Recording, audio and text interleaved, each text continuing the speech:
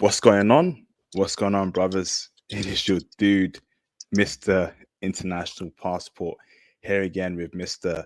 Theo Waff, who's back from the incredible conference. As you all know, it is now customary to sing the official anthem. Do, do, do, do, do, do. We would like to welcome you to everything there is to know. This is our life, this is our time, where the passport bros. We would like to welcome you to everything there is to know. This is our life, this is our time, where the passport bros. We would like to welcome y'all to everything there is to know. This is our life, this is our time, where the passport bros. We would like to welcome you to everything there is to know. This is our life, this is our time. Where the passport bros.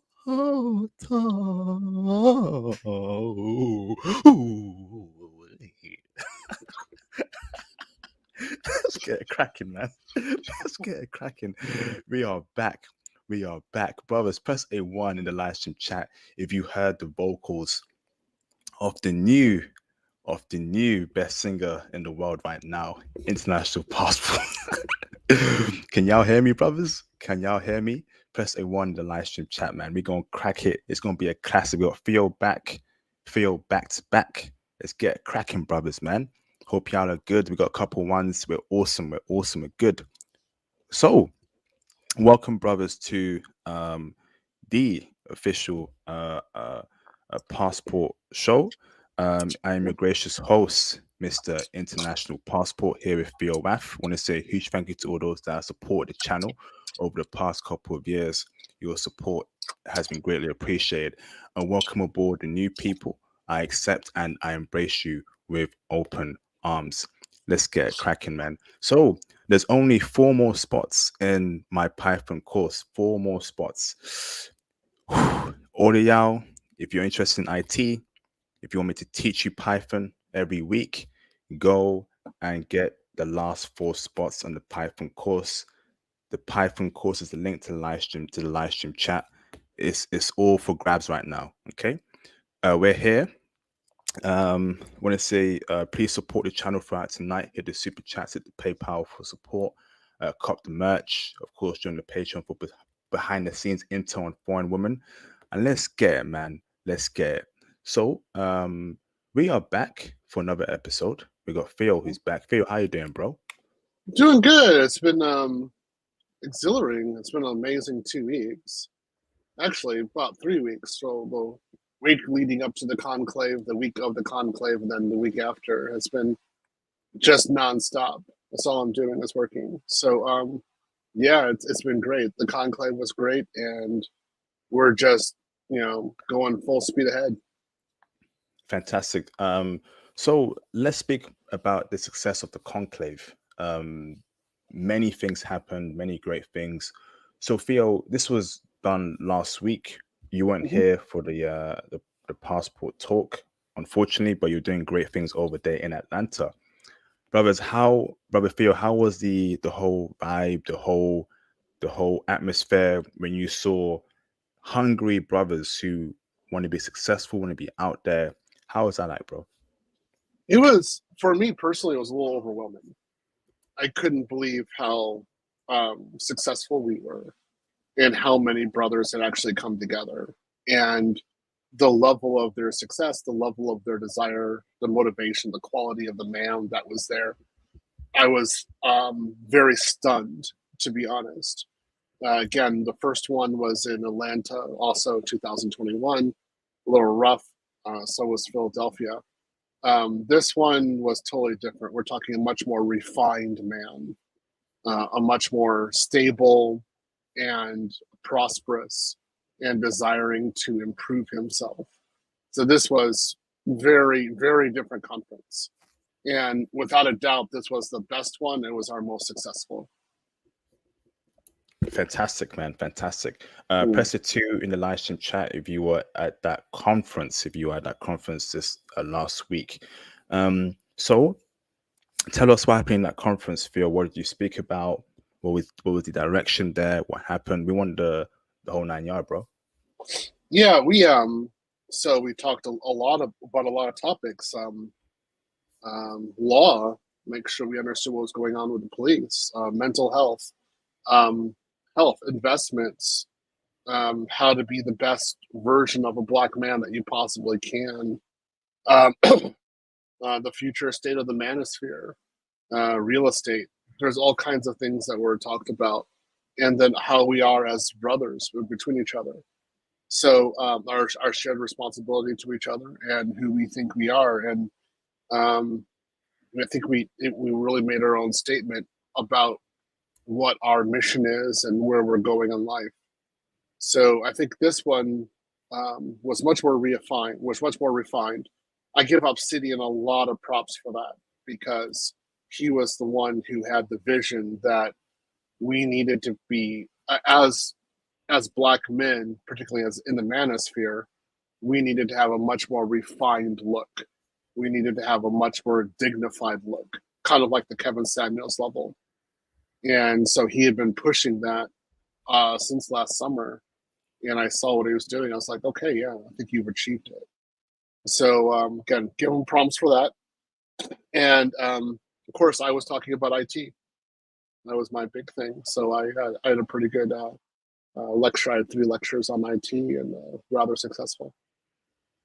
Fantastic, man. Fantastic. Well done, bro. Well done. Now, this was a success. I'm very happy it was. Any trolls? Any sort of wild scenarios? Did Keisha try and bust through the gates of the door? No, we were pretty well protected. We had a lot of layers of defense, and so we were ready in case something did happen. But one of the things is that we went to an expensive hotel, right? We went to a place that you didn't have to pay money for. That's just the way life was, and so not a lot of Pookies or Keishas are going to go break that down. So if somebody did try something, they'd have to get through this layer, that layer. It's easy to identify if somebody was not supposed to be there. So based upon that, yeah, we just had a phenomenal time. We had the right members going there, and we had the right attitude.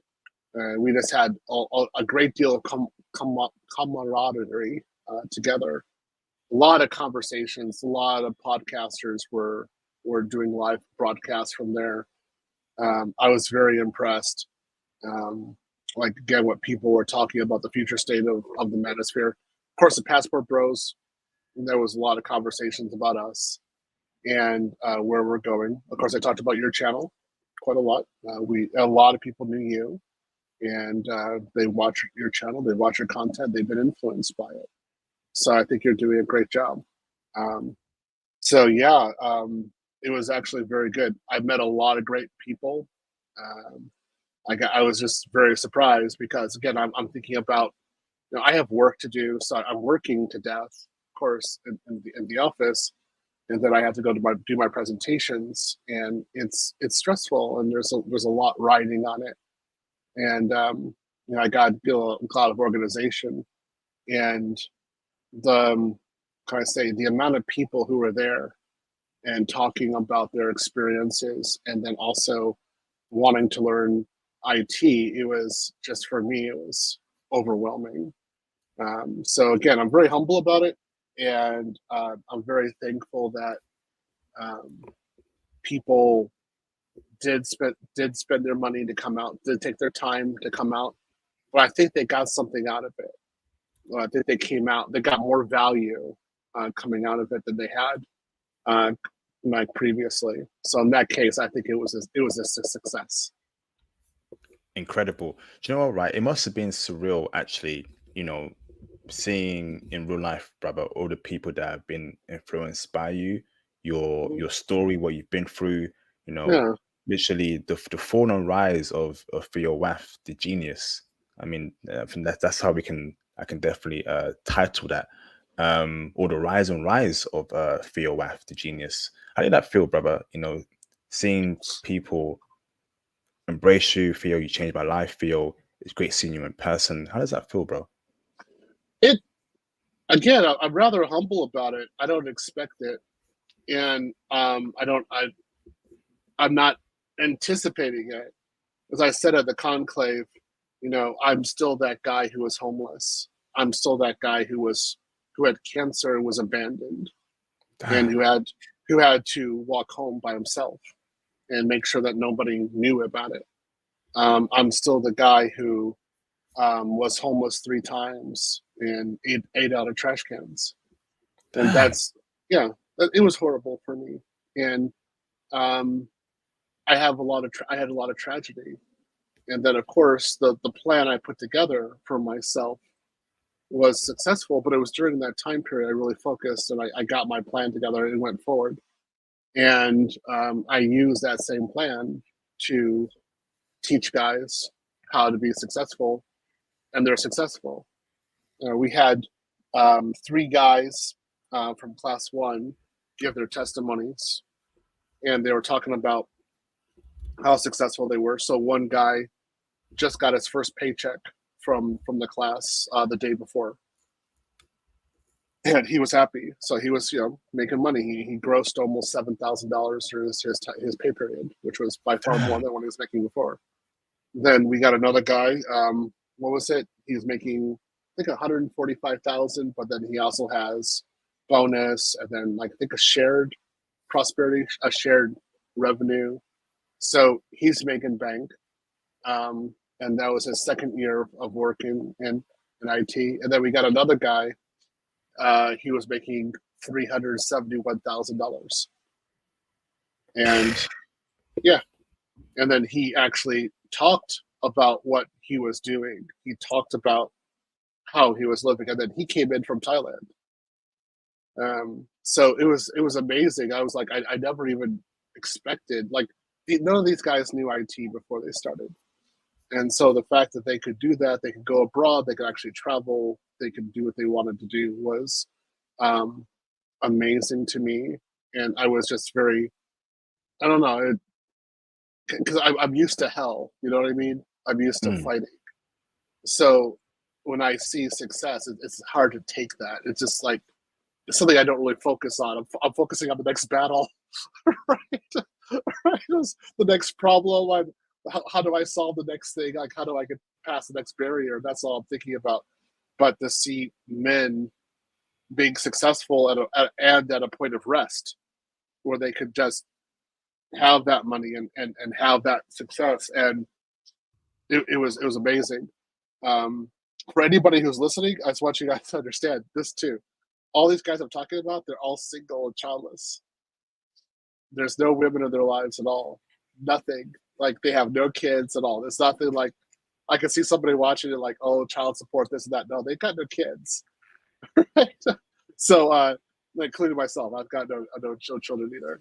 So these aren't dusties at all. These are really successful guys. And we understood that this was just the beginning. There's going to be a whole new crop coming up this year and next year. So it's just a question of time before we're even more successful. Incredible, man. Thank you, Theo. Thank you for doing incredible work for the brothers. It's greatly appreciated. Thank you. Well, Thanks, man. Thanks for your Python programming, like your classes, because I ain't teaching that. So, right? Like you actually give them application programming experience, and then I could tell them to use Python in my environments. That's great. It's great synergy. So again, thanks to you as well for doing that, because that's really hard to do. I know. We know that you're in a bunker someplace in the UK hiding. So yeah, we appreciate all you do. Yeah, get you out. Get me out, please. There's all these feminazis around. I can't get around. There's poison gas.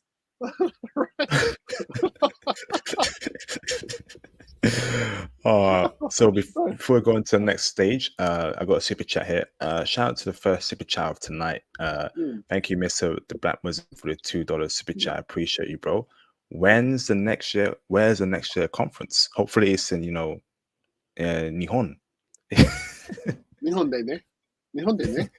Man, that would be great. I would love it. If they're in Japan, I might move back. Who knows? It's going to be in Houston. So part of the reason for that is it's much closer to where I am. I'm in Austin. So I could go there and I could do logistics a lot easier.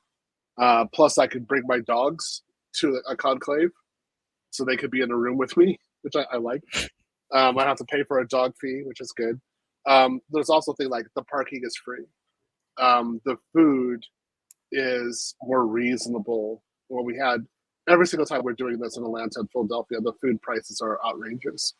The food prices in Texas are by far more reasonable and better. And then there's less finessing by the system, by the hotels. So we get better prices and we get more bang for a buck.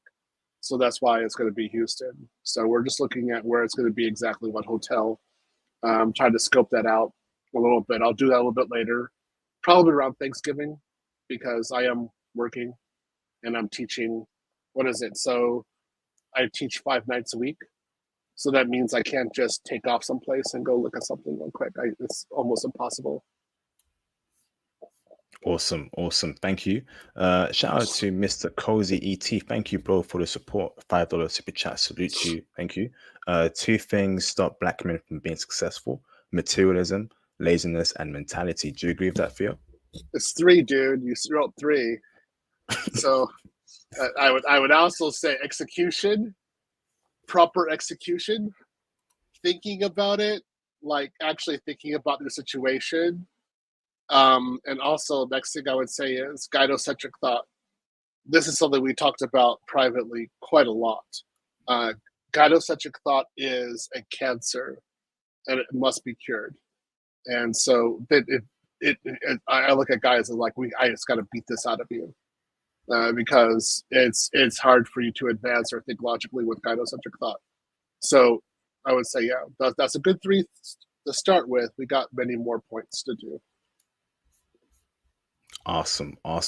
Thank you, bro. Thank you very much for the support, ET. Let's get cracking now. So that's us summarizing us summarizing the incredible Manosphere conference next year, H-Town. That's where Travis Scott is from, so shout out to the H-Town dudes. And I think Nas is from there too. Joking, he's from New York.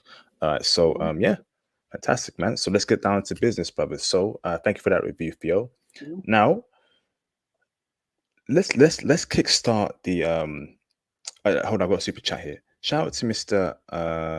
Afrin Weeks for the $5 super chat. Thank you, Afrin Weeks, for the support. Enjoy the conclave virtually, and I signed up to your classes for your WAF. Is there a start date for your classes? Looking forward to Python IP. Looking forward to teaching you too, bro. Salute. There's 2 more spots, brothers, in the Python class. 2 more spots. If you miss out on it, you miss out on it. Go on, Theo. So the classes have already started.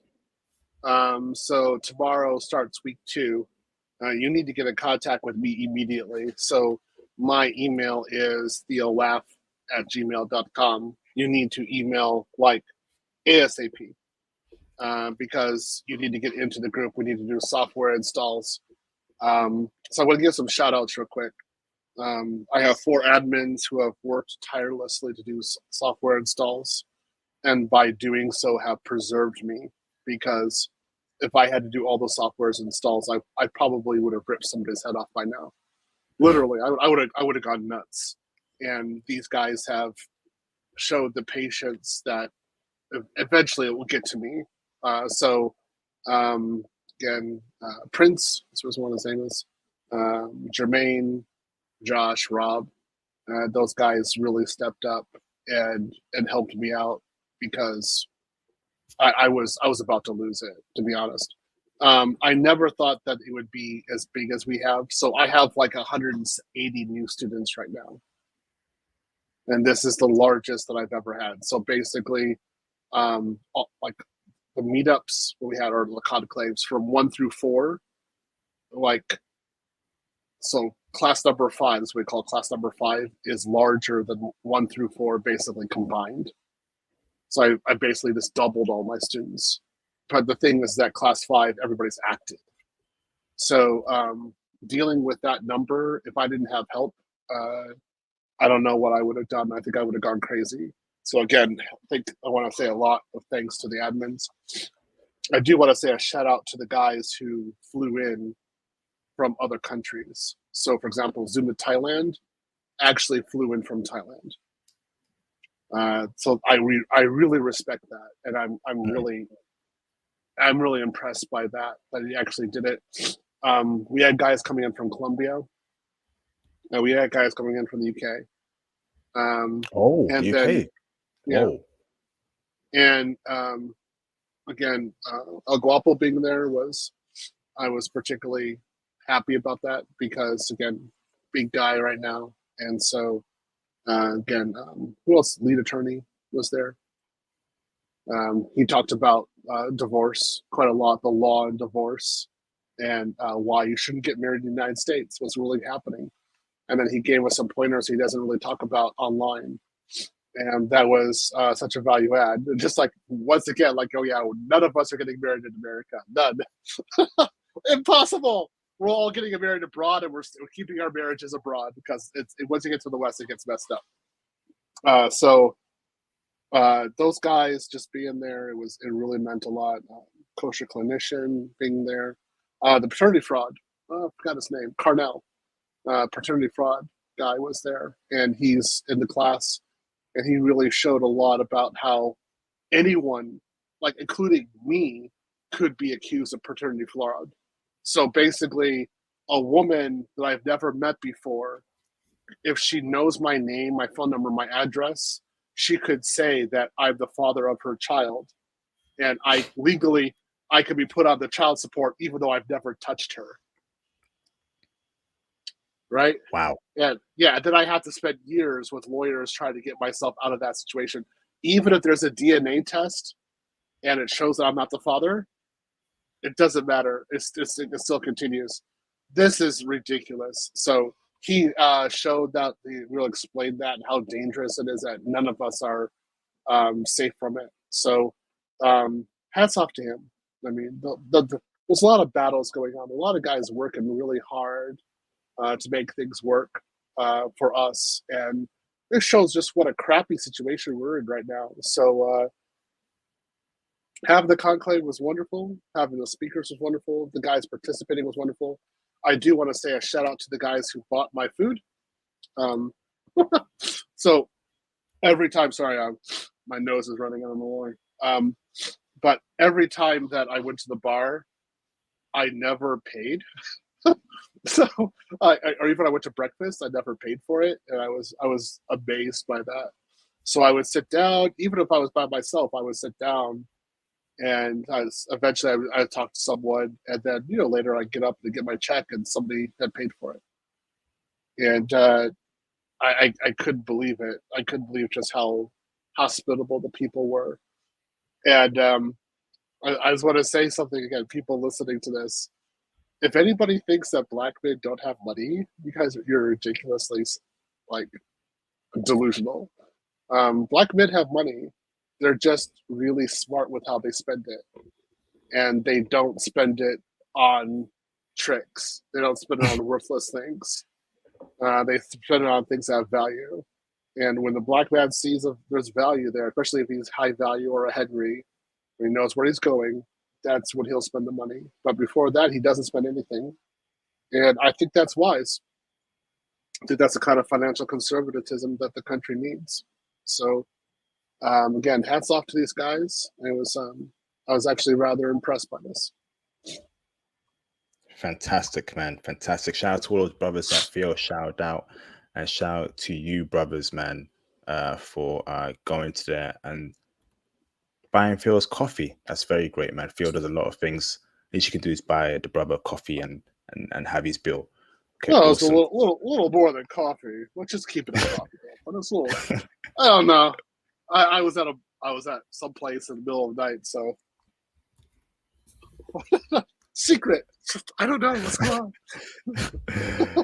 Alright, let me read the super chats and let's go on to the Brook Lady. Shout out to Mr. Jams, UK brother, for the £2 super chat. Appreciate you, Jams, for the support. Yo IP showing support, respect to you and Theo. Thank you, bro, for the support, Jams. Appreciate you, brother Jams. Much support to you and much appreciation, bro. Shout out to Mr. Bravo Juice for the $199 super chat. Class 5 just started and my brain is now mush. Keep going, bro. Keep going. Consistency, execution, and persistency. Okay. So tomorrow we're going to use a wick and kind of mush it together even more. Kind of make it to a puree. Yeah. Add some ice to it, make it to a smoothie. You're telling you to eat your own self, bro. like you're an animal. No, I'm doing that to all their brains. If they're mush, I'm like, okay, good. I'm gonna blender out. Let's go for it. So yeah, we have some fun. Theo. Shout out to Theo, man. Choto. Oh, did I just lose that, bruv? Come on, man. You know, I just have this snarky way of thinking from time to time because again, I get all these students, so I get used to it over time. And I told the students, I was like, I know why my high school students were so snarky. Like my high school teachers, they were so snarky because they'd heard what we had said for years, so they just start saying things to us and keep us on our toes. So with my students, I'm the same way. Like I've heard the same thing again and again. I'm like, what are you thinking? Like that's crap. You know, I call it out immediately. I don't even care anymore. So it's good. I like being a teacher. I like doing this. It's fun. Amazing. Thanks, Theo. Shout out to Mr. the Black Muslim for the $5 super chat. Appreciate you, Black Muslim, for the support. Salute to you. We appreciate you, Theo. You give us a lot of time. Same for IP if he ever comes out. Can't get this guy to me up. I'm in England, bro. I mean, what can I do, man? You know, So Keisha's got me. Feminists have got me. I'm in a bunker. You know, so IP's in a bunker, hiding, trying to make sure that he can get out.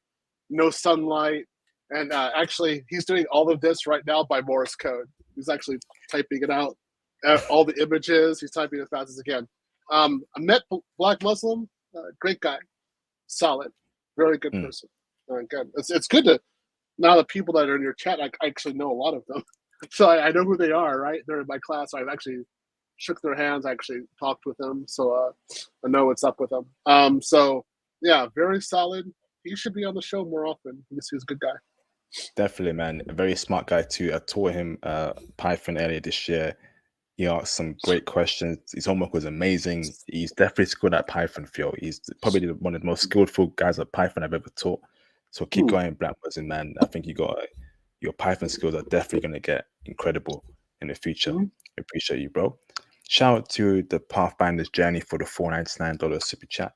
In Theo's class and your Python class, awesome. Looking forward to this IT journey. I'm studying hard, Theo. Keep studying, brother. Keep studying, brother. The grind don't stop. Fantastic, man.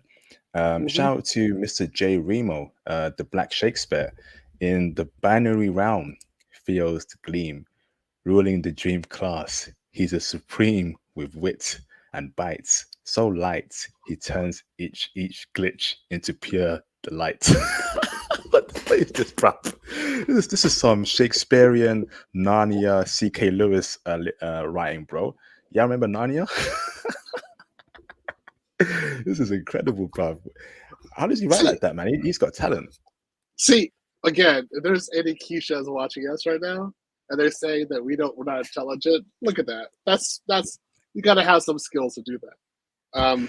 Look, again, thank you, Jay.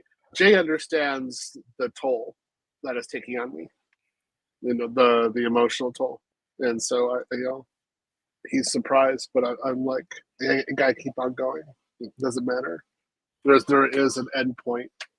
I'm having to try to figure out what the end point is now because, in my view, this was going to like peter out at a certain level. So it was going to get like kind of like a fad.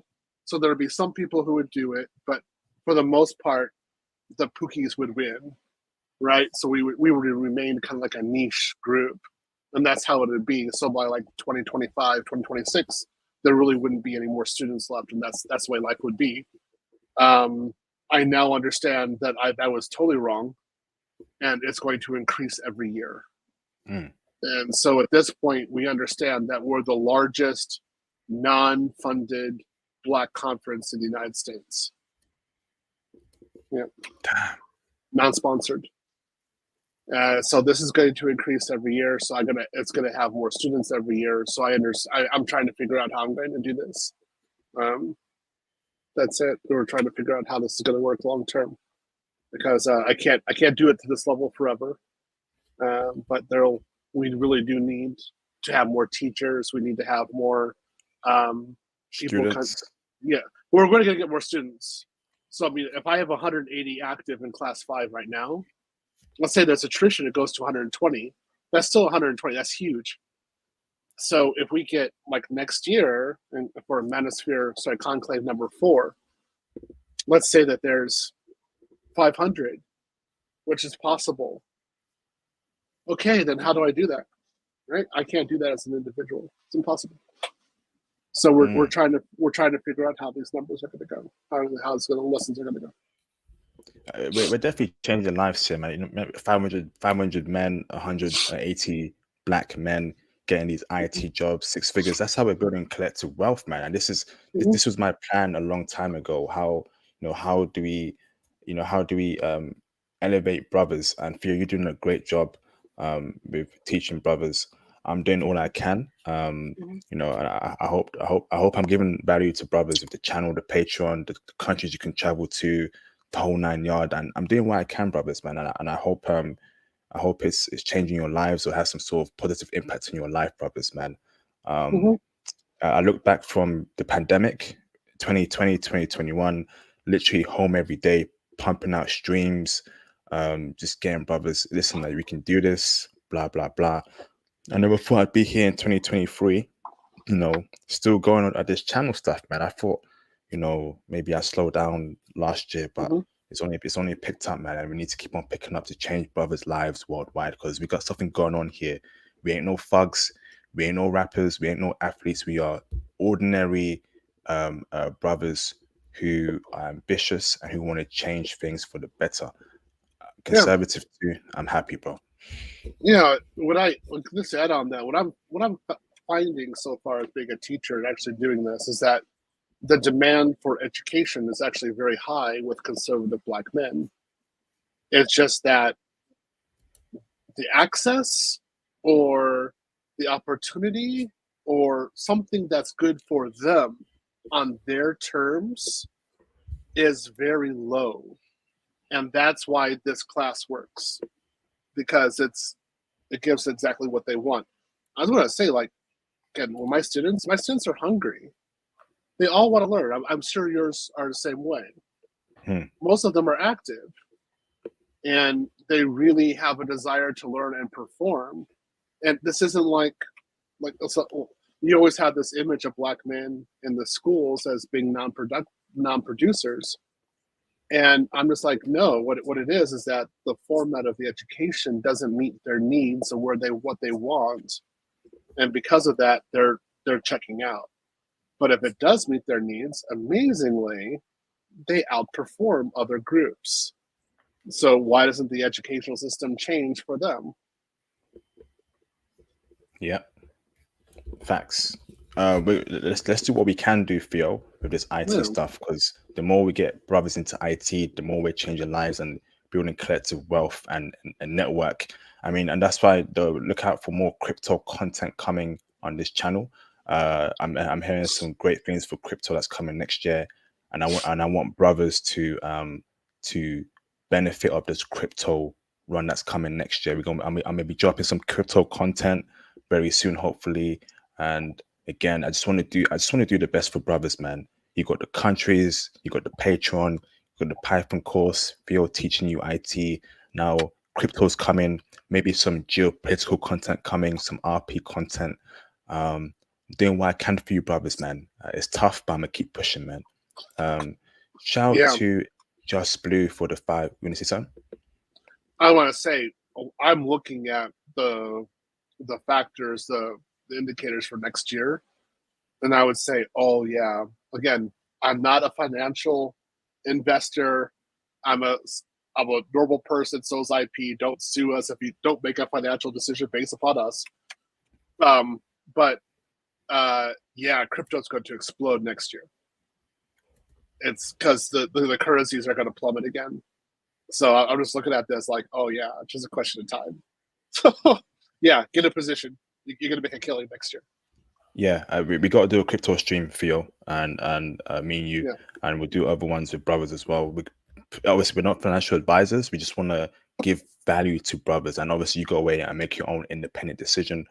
But brothers, we cannot miss out on this bull run, man. This is where wealth gets built. Imagine just us brothers getting that wealth through crypto networking. You know, going to Africa. You know, buying property there, or property in the States, or whatever. This is what we need to be doing, brothers, man. And we're doing a great job here. Shout out to Mr. Just Blue for the $5 super chat. Arigato IP and Theo. I really want to start Sunday, but is it too late to start Theo's classes or how to catch up? Please let me know. Arigato. That's you, Theo.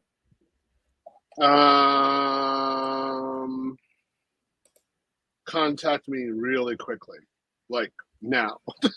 So my email is theowaf@gmail.com.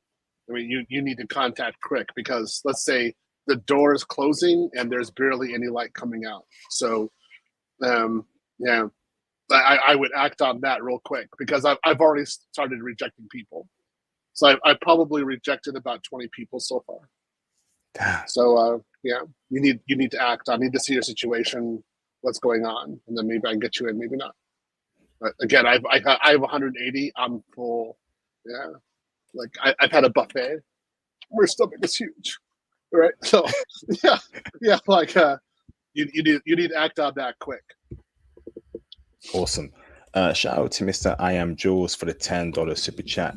In Theo's classes, the conclave was good. Lots of men looking to upskill, exchange information, and help motivate each other. That's exactly what a community should do, and that's why the current communities we have in the West are unfortunately are black and UK. That's why we ain't doing too well because they don't do that, So we had to separate from them and make our own community and not uplift ourselves. I'll join your next cohorts after this term. IP, awesome, bro. I'll be teaching Python again next year, and I'll be obviously accepting new students. Maybe more this time, maybe 150, maybe 200. Let me see. It just depends on my situation next year. Okay, thank you. I am Jules. Shout out to Mr. Phoenix Rising for the $5 super chat. I bought the 100 Days of Code, the Complete Python Bootcamp by Angela. IP, do you still got room in your class? I have room in my class, bro. I got two more spots, bro.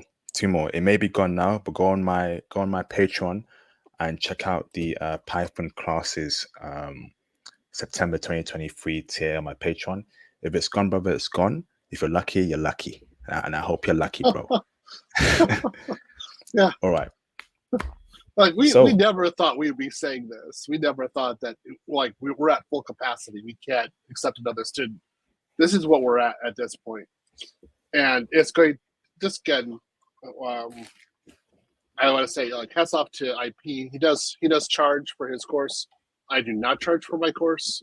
I just charge for the lab fee because that's a fee that I have to pay to Microsoft. I just want to say to you guys, make sure you understand. Class 5, what I'm doing right now, this is last year that my course will be free. It's impossible for me to give this for free from now on. So in 2024, in the September 2024, when we had the Manosphere, Black Manosphere Conclave in Houston, from that point on, I will charge for my courses. So get in now, get in as fast as you can, weasel your way in as fast as you can to get into the class because next year, oh yeah. Yeah, there'll be some transfers. Yeah, facts. And next year, there'll be some changes to my course as well. I understand that it's very cheap now. It's practically free because I'm giving you the Patreon content. I'm giving you a network as well. So there'll be changes to next year. So get in now while you can, because as it grows, me and Phil have to make some changes to our courses for the better quality and to handle it. Okay. Shout out to Mr. Jams for the $2 super chat again. Thank you, Jams, for the support. Much appreciation, my UK bro. Theo, what crypto coins are you into? Do you have XRP, Theo? Almost all my crypto is Ethereum and Bitcoin. So I stay pretty much there. I stay in areas, again, I'm a little bit more conservative. I'm looking at the reason that they have the coin, what they're doing, what the purpose is, and then long term, how things will be going along, like 5 or 6 years, and then why does the currency, or why does the coin actually fluctuate in price? So again, that's my basic strategy. I do not have XRP. Okay, you bought these coins many years ago, right? Very early. So, I mean, Theo had that foresight to do so. So, congratulations on doing so, Theo. Salute. Great job, bro. Shout out to Mr. Ayise A for the $499 super chat. Theo at IP, thank you so much. I met Theo and others in my home, Atlanta. ATL, what's up? I got the last two spot. You got the last two spots for your class IP. I may drop second job to focus. Awesome. Awesome. Wow, he's dedicated. Good job, Yeah, bro. I would say like focus on it now. This is the time to do it. So the way that I look at it is that there's going to definitely be a shock, and we're going in IT. We're kind of going through one right now. So this is the great time to study and to get in, because when the market recovers, you want to be first in line and to get that new job, and there's going to be plenty of them. So again, I'm aiming my students for the hiring in April. Um, there's a lot of opportunity out there right now that'll be there in April. So study now, go for it. Don't sleep. Don't do YouTube except for us. Don't have a television. As I said in the conclave, I didn't have a bed over 9 years. I only had a bed when I was about to hit, well, when I was going to $600,000 a year. I still in this house, yeah.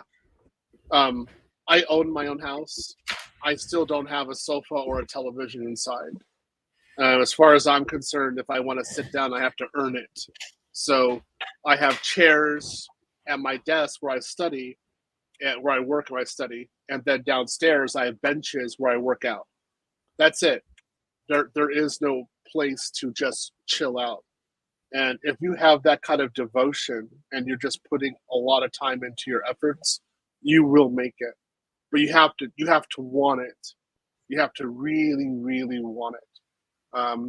Get, like, if you have a video game system, disconnect it, put it into the attic, get the cable and tear off the cable so you can't even put electricity into it. Get the games and put them away someplace. No sports, no alcohol.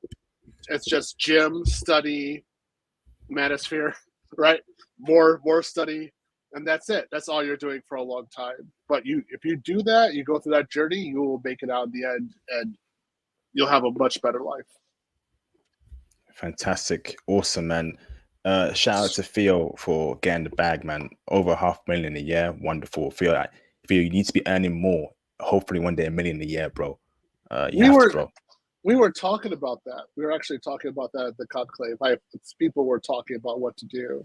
So, yeah, there is a $2 million project that I'm working on right now to try to get, and it's not just for me. I'm trying to get 8 guys from our groups actually hired. So it'd be 2 guys in the UK, a guy in Canada, then 5 guys in the States. That's what I'm. Yeah. Amazing. And bro, are some of these guys from my channel? Yeah. Yeah. Yeah. Yeah. Fantastic. We're trying to do it. We're trying to get this in, but we're trying to think about this long term and how we can get hiring done long term. So then, okay, then it'd be more. I could more readily leave the United States. So that's, yeah. I don't have to work multiple jobs. I can just work one. Right. So yes. Yeah, that's what we're working on. That kind of idea. You deserve it, Theo. I hope it goes well, and I'm happy that channel has played a part in that kind of project Theo is working on. I'm so happy, man. That's what I wanted. That's what I want. A community, building wealth for brothers, helping brothers out.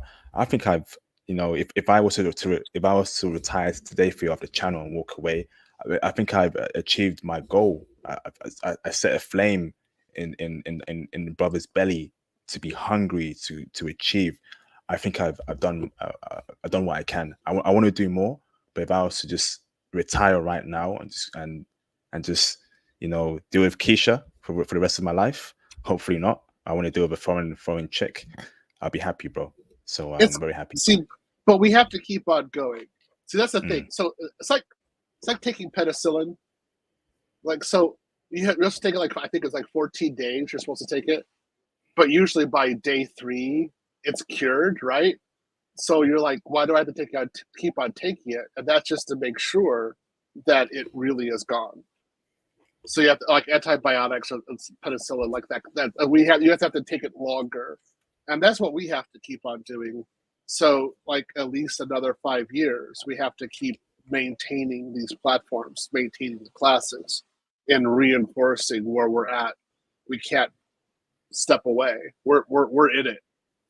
So, I mean, that's it. But I mean, the amount of successful black men we're going to have, particularly for Passport Bros, is unbelievable. This is going to be over the top, like, straight out. We're probably gonna do like 1,000 altogether, like Amazing. 1,000 men making over $100,000 a year. Ooh, that Yeah, would be incredible, bruv. That would be incredible. I can't wait until that day that happens, man. I'm gonna celebrate because I love seeing brothers do well, man. It warms my heart. Whenever I have a sad day, you know, in the UK, and I walk past a brother that's wearing a nice suit, he's got a nice watch on, he looks happy. That brightens my day. I'm like, yeah, go on, bro. Yeah. I mean, last week, man, I walked past a brother in a suit. He looked fresh and like, I told him, right, brother, you look sharp, bro. He's like, oh, thank you, mate. Thank you, mate. That's what we got to do, bruv. You know, you see how happy we all are, and you see how empowered we all are when everyone achieves and everyone is doing well. You know, that warms my heart, bruv. Seeing Theo succeed in his career, doing great things, him being happy, seeing other brothers do so in the IT field, that makes me happy, man. Because we have to do that. We have to dominate a field and particular fields to get respect and to get power and to run things, man. It's very important we do that. And this was my plan many, many years ago, back in, let's say, 2015, 2016, right? When I started pushing out content on this channel. I've been on this channel for over 5 years, brothers. Go look at my old videos from back in 2017, 2018, etc., etc. This wasn't no recent channel, brothers. I've been on this channel, bruv. I've been, you know, I am one of the original Passport Bros, literally, brothers. And this was my vision for a long time. How do I elevate other brothers to achieve? And in 2023, it is happening in real time. I'm so happy, bruv. I'm so happy. I'm really happy. Shout out to Mr. Jams for the $2 super chat. IP and Theo, how do I start getting into IT cost? You want to ask that, Theo? I'm thinking of a snarky thing to say. Like, I can't really say a snarky thing, but I'm trying. So, Jams, it's you have to teach yourself. You have to be able to do something. So as long as you're teaching yourself something with, like, Udemy at like books in Udemy, at bare minimum, you can do something there, and then certifications. The big thing is you have to be able to do it. But honestly speaking, if you don't have a network, if you don't have other people with whom you're working, if you're isolated, you're dead. Ain't gonna work. So I'll give you an example of this. I've got a student right now who won't join my main groups. I don't know why, but he won't do it. And so he wants me to teach him basically on the side. And I'm looking at him. Yeah, I'm serious. What? Yeah. And I'm looking at him and I'm like, you just want to get all this knowledge and be like an island. What are you going to do? Nobody's going to hire you. Nobody knows who you are or what you're doing. He has a good Azure certification and AWS certification right now, but he's stagnant. And so if you don't have a network, if you're not talking to other people, if you're not socialized, you're not clicking with groups, you're not doing projects together, you're done. It's over. You're just joking yourself. You're delusional. So you need to get a part of groups, you need to do group work, and you need to be a part of the community, then you'll make it. Until then, I don't know. Spend $15,000 at a boot camp, waste your money, get a lot of debt, get a job for $40,000 a year, get outsourced to India, live in a red ocean, and be bitter about life because you're doing front end. There you go. Jams, reach out to me directly, Jams, about that question, bro. And I swear I could do to help you out, bro. Shout out to Mr. Techie Noah for the $10 super chat. Salute for helping retake the black man's image. No problem, bro. No problem. So as you can see and you can hear, there's no N-word use on my channel. There's no slurs. We don't uplift the wrong image. We uplift intelligent brothers that have gone through the grinder, through education. Education is power. That's what my dad and my mom always told me, particularly my dad. IP education is power. All these rappers that are rapping on beats, right? Those beats that were created by instrumentals and hardware and software. So geniuses created that software and that hardware to get those beats out. Without those technologies, there'll be no beats. And that will happen through education and knowledge. That is what runs this world. And that's what brothers should prioritize. Very important. Shout out to Mr. The Black Muslim for the $5 super chat. Appreciate you, bro. Just found your Morocco videos. I'm using those big time, leaving out next month. Super excited. Well done, bro. Yep. I did that. See, brother, this is how long I've been on YouTube for. I dropped that in 2019, if I remember. I dropped a couple vlogs of me in Morocco, right, back in 2019. That's a long time ago, brothers. I've been on this YouTube game for a minute now, telling brothers how the world is abroad, man. I am real. I am authentic. If anyone talks bad about me, if anyone is throwing shade at me, they are haters and they are absolute fools. They are fools and they are haters. I've been here and I've been doing this, bruv. I didn't hop on no trend. I've been dropping intel for brothers. IT, traveling. No one can tell me ish, bruv. Back then, when I was talking to people about what I was doing, again, that I would never marry in the United States and I would only marry abroad, and I don't deal with Western women, people thought I was like some sort of, like alien, space alien. And I was like, no, man, you got this is ridiculous. What you have here is not tolerable. And I would talk about this in different Manosphere groups, and even they thought I was nuts over this. I was looking at it, I was like, you don't understand. Basically, most of the big channels that you have right now, they didn't even exist back then. 2015, 2016, and the beginning of 2017, YouTube was destroying us. Facebook was destroying us. Like we said, like we would actually say what is our experience, our anecdotal experience. We would talk about what we were going through. We were shut down. We had groups shut down all the time, and we're just sitting there like, what the hell? We can't even talk about our normal lives. It has to be a certain way, or else we're silenced. We're like, no, wait, man, this is ridiculous. So we just had to keep on going further and further underground.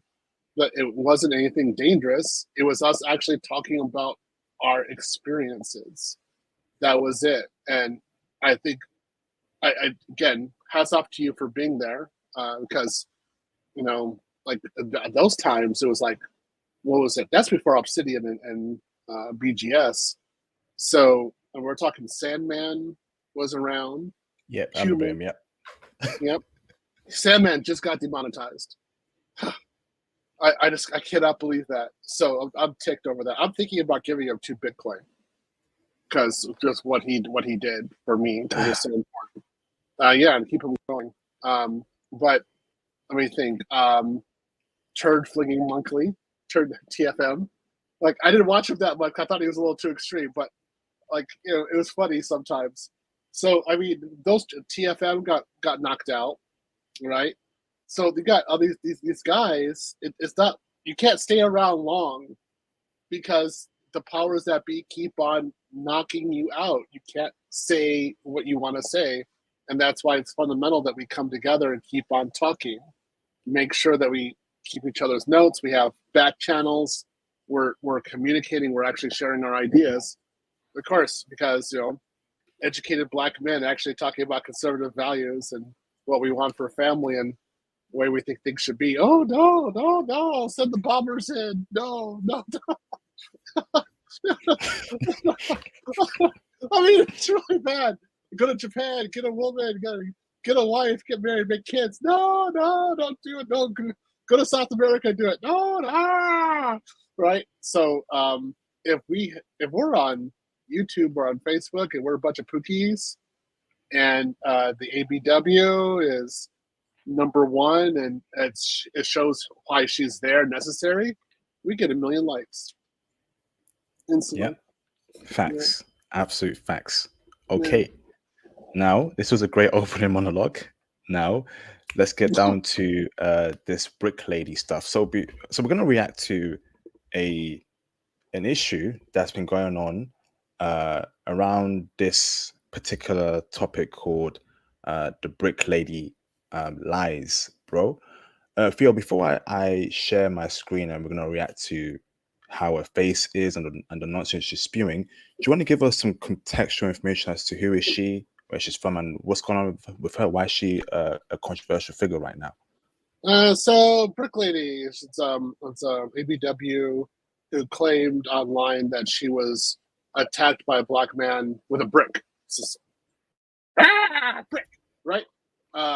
So she went on and said that she showed that her face was swollen, and you know, people pity her, and then she opened up a GoFundMe so she would be funded, and people were sending her money and talking about how bad. Of course, obviously the ABW is coming out talking about, oh, Black men ain't ish, Black men dangerous, blah blah blah blah blah.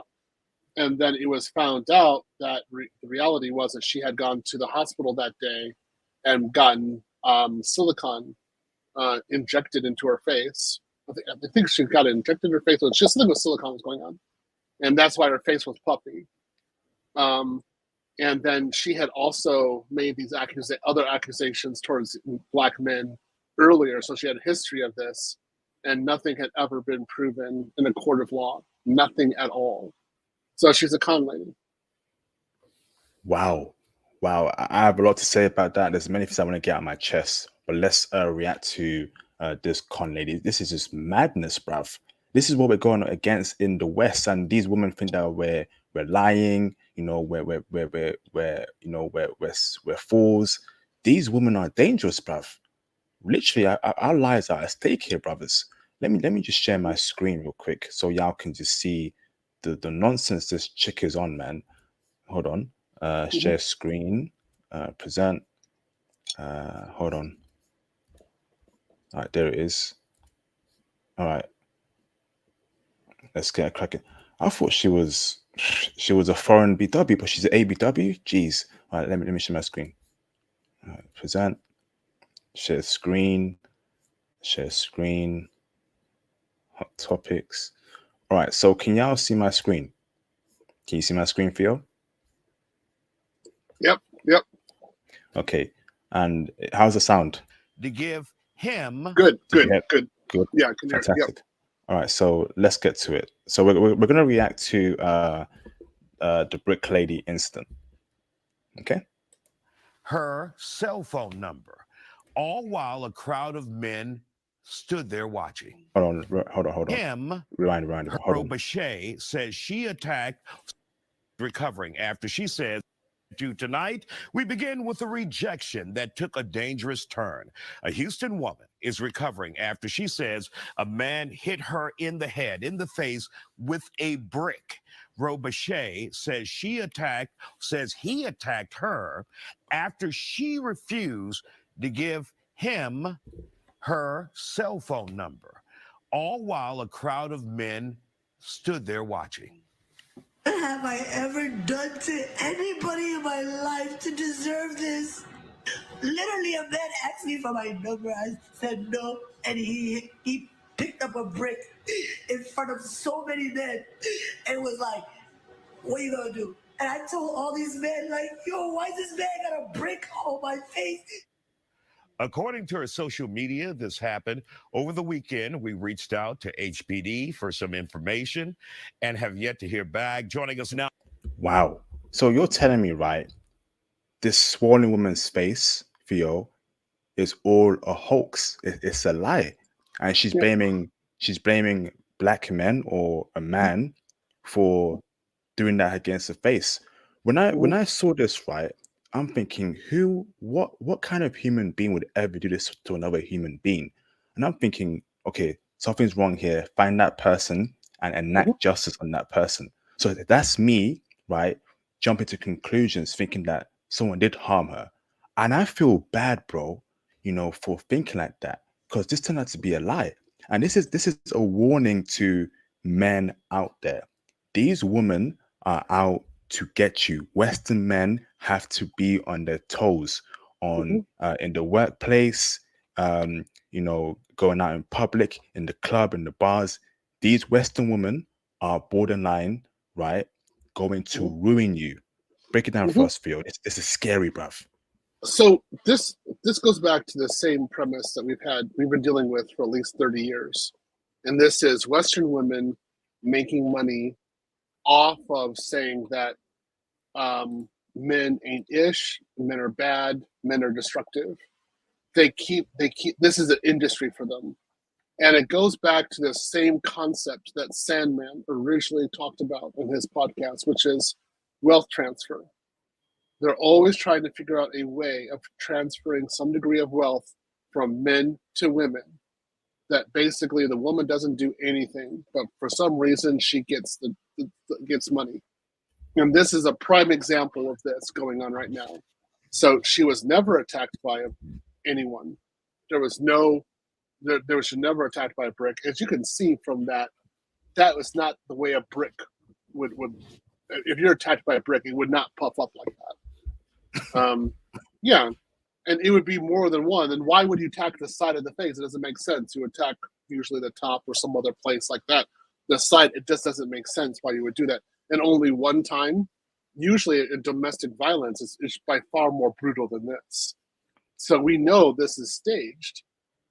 This doesn't fit the pattern, right? If you're really attacked by a brick, you're probably going to be hit multiple times and you're unconscious. So this goes right back. So yeah, you got women on there, Western women. They're, of course, the simp of the year right there.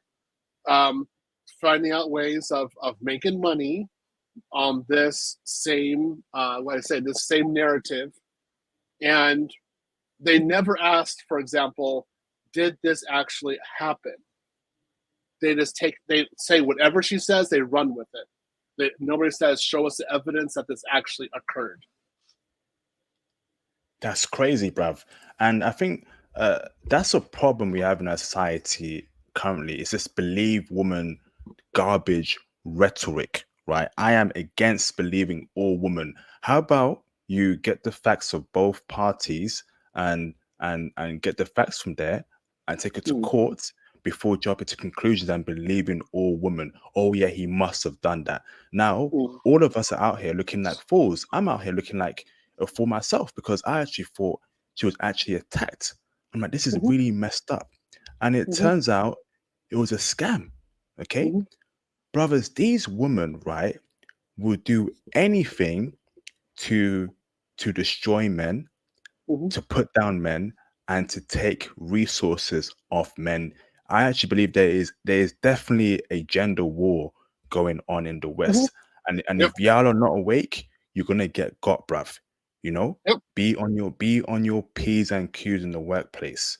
And I keep telling you, brothers, there's always 4 phrases I say to Western women: good morning, good afternoon, good evening, and good night, and goodbye. Nothing less, nothing more. They don't exist in my world. Western women don't exist. Do you want to break it down for us, Theo, further? I totally agree with you. And this is going to increase because what's actually going on is that Western women are feeling a lack of attention from men. And this is only going to increase as the years go by because Western men increasingly are becoming intelligent and woken. Like they're aware of the situation and they're stopping their communication with Western women. Like you and I both do this. We don't talk to them. We literally don't talk to them. So then they're going to make these stories about men doing something to them because it gives them validation. But the first thing we're going to ask is, why was the man talking to her? Why was he trying to get her number? That's what he's saying, trying to get a number. That's not how that would go down these days. Like these days, for the most part, if a man sees a woman, he avoids her because he knows that's a walking lawsuit. So he doesn't talk to her at all. He just, it's like toxic waste. Walks around her, doesn't do anything. So that's the first thing I would think, like, why would this happen? Doesn't make sense. It doesn't make sense at all. So again, like, this woman isn't bleeding. It's only, if it was a hit, it's only one hit. Doesn't make sense. Not how men act. Not how an actual violent man actually acts. So we know there's something there. We know there's something wrong. And guys, I want to say this to you guys. This kind of stuff is going to increase for the next 5 to 10 years in the West. Damn. Let's hear what these BWs are saying in the panel, because we know how these BWs are. They drinking the feminist Kool-Aid, unable to form any sort of independent thought. If it's woman this, woman that, and then they are still in the same position, getting got by society. And I don't want to go too deep into it before some mad Keisha starts trolling. Hold on, let me unmute this and let me play this for some information and have yet to hear back. Joining us now to talk about it, public relations specialist Bridget Holden, Latoya Lemon, along with pastor and journalist Dr. Ruth Olson. Glad to have you all here on the Fact Rooms. When you guys see this, and number one, she's saying there were a group of men standing around, probably on their damn cell phones, looking to get the shot instead of trying to protect a woman. Your thoughts on this? I feel like Black women are not being protected these days. I mean, but then I don't know if you watched. So okay, there's 2 points here, right? Again, putting men's life in danger. A woman is not randomly going to get hit by a brick. It's very rare that's going to happen. Okay, we don't know what she's done. We don't know what the kind of person she is. Why should any man, right, risk his life, right, to save a woman he doesn't know? And the man that could be attacking her might have a knife or a gun. You see, these people don't care about men, brothers. We men, to them, are just bodies they can just throw around, use around, and send to war. They don't go to war, these women. It's men that go to war. And they don't care about us. And then the men come back from war, they've got PTSD, they have no benefits, no one cares about them. All these people want to do is go on TikTok and become and chase clout when the men that are fighting for their countries are forgotten about. These women don't care about you. Number two, this nonsense about Black women are not protected. What do you mean? Protect yourself. If you mean Black women are not protected, Black men aren't protected. Who protects Black men? Who's there for Black men? Oh, I mean, okay. Come on, bro. Somebody was saying this on the internet, which I agree with. Black women in particular go around saying they're strong and independent and they can do what they want. But then they say Black men should protect them. You can't protect someone who does what they want. So, even myself, I know not to go to certain areas because it's dangerous. And I'm a 6-foot guy. I'm huge. I'm strong. I know not to go to certain places because they're dangerous. We got these women saying, I can just go there and do what I want, and there's trouble. You're supposed to come out and protect me. No, I'm not. That's not the way it is. If you don't listen to my instruction, I'm not going to protect you. And if you're strong and independent, you can figure that out on your own. And you got women like this. This is another power grab for women to get men to basically simp for them. That's it. They're trying to get men to do things, give them attention, give them resources, blah, blah, blah. It's BS. None of this stuff happened. Facts. Do you know what, right? This term, right, I've been hearing for the past decade, right, that black women aren't protected. Like you said, Theo, these are the same group of women that say they are strong, independent, and don't need no man. If you don't need no man, if you're strong, if you're independent, why on earth are you spewing out that black women aren't protected? It's just nonsense. It really is nonsense. And another thing we got to call out is the way BWs behave sometimes. You know, want to start fights, think they can fight a 6-foot dude when they're 5'3". You know, they've got this. A lot of them, not all, but some have an arrogant attitude of entitlement that, you know, the world revolves around them. There's a huge air of arrogance around Western women in 2023. I've never seen anything like this, bruv. They feel like their ish don't stink, bruv. These women are walking around, right, like their ish don't stink. Like there's some sort of gods and princesses, bruv. You ain't nothing, bruv. You're a human being. One day you're gonna die. One day you go old and you become ugly like everyone else, and no one's gonna care about you. Who do these people think they are, bruv? Break it down for us, man. They're totally delusional. This kind of concept, this kind of stuff that's going on, these people are nuts. I look at this and I'm saying, you're not, you're a human being just like a pattern of human beings that have gone on for tens of thousands of years. If you don't understand the meaning of your life and what to do with life while you still have it, then you're going to lose out. And what people are thinking is that if they get a job, that they're not going to lose out. But us as men, we know that we can have a job and still lose out. Just because you have a cash flow doesn't mean that you're anything. That's just one part of life. So I just kind of sit back and watch them flounder. For me, it's kind of interesting and kind of funny, to be honest. And they have to make their decisions. Of course, I'm a Gen Xer. I'm a little older. But I've been seeing this for years, and I'm looking at the trajectory, and I'm just like, oh, wow, there's a lot of women who are going to die alone. I'm seeing this. I'm looking at the boomers. Okay, but with Gen X, we're a little different. That's one person I was just reading who said we're more of a Machiavelli group. So we're kind of like, well, okay, don't do this, but if you do it, we're going to sit back and watch you suffer. Yeah, that is kind of Gen X. Is how we are. So this is, again, they're going to keep on hitting this wall. They're going to keep on becoming have no families, have nobody to back them up. They're not going to have communities. They're not going to have men protecting them, and they're going to have to figure this out, because we are men. We have the option of leaving the country, and that's what we're going to do. A lot of us, and I've already done this. I'm going to do it again, so we can go someplace and reestablish ourselves. Facts. Right. Let's watch another. Yeah. Facts. Yeah. So it's just a matter of time. Facts. Let's watch another minute before we move on to the next segment. So I want to hear what these low intelligent Western women want to say about this matter. Social media, but then there are a lot of women on here who are saying, well, I don't need a man, and I don't need this, and I don't need that. So we kind of have to take accountability. If we're out here saying that, then are the men going to protect us? That's a smart woman right there. That's a smart woman right there. Facts. Absolute facts. Is this am I on Earth right now? I can't believe a BW just admitted self accountability, bro. Is this real? Hold on. Let me touch my arm real quick. Just make sure I'm real right now. This Wait, Chewbacca, are you here? Is Cutie here?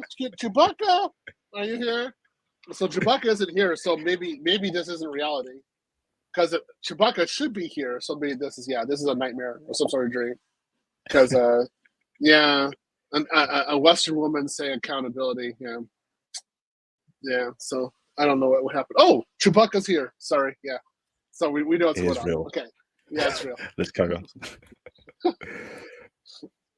But I thought that Chivalry is dead. Dead. Yeah. And buried. Latoya, your thoughts about this? Number one, first of all, someone hitting her with a brick because she refused to give their number if all the facts are correct. Absolutely. So I understand rejection is hard, right? But my real issue here, of course, I don't condone any violence and I don't like it, but the men that stood around and watched, people are no longer getting any type of help in situations that they need help in. People are not being decent. People are making everything a joke, everything a moment to go viral. And who's to blame for that? Who's to blame for these stupid TikToks where women just stand around, look at the camera and do funny faces with funny moves with their faces like it's something special? Who's to blame for, you know, men not doing anything when these women say, I'm strong, I'm independent, I don't need no man, blah blah blah? Who's to blame for this? A lot of things that are wrong in the West, right, is Western women are responsible for it. I don't care what anyone says. It is Western women, right? And the horrible feminist mentality. Feminism is the worst thing to happen, right?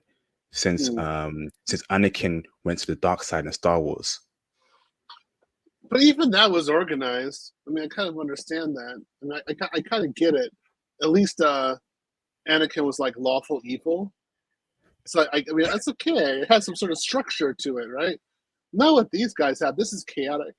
This is like actually chaotic evil. So this is breaking down structures, but having no structure in place afterwards. Having an environment of pure chaos where growth is really not possible. This is what these women are doing. They're just implementing this chaotic environment, and now they're seeking the fruits of that labor. They're seeing the end of it. And again, she's saying that she got hit by a brick by a man, and then like 50 men sat around there and they took videos of it. Where are the videos of that? Because that's a lot of men doing that, right? So that's really that really wouldn't happen. And then you're talking, so then that's one woman in a crowd of 50 men? Really? I don't think so. No, man, I call cap there. That wouldn't happen. It just wouldn't happen. Like at least there would be some simps in that group, and then there would be some chase down would happen, and you got those white knights doing their stuff, and it's something would happen. Somebody would get arrested. Nothing happened. Where's the man? Where's the video of the man doing it? There's none. Facts, bro. Absolute facts. I don't know about you, bro, but I'm tired of hearing about, the lack of accountability from these Western women. So let's move into the next part, bro, because just to sum it up here, brothers, you gotta protect yourself.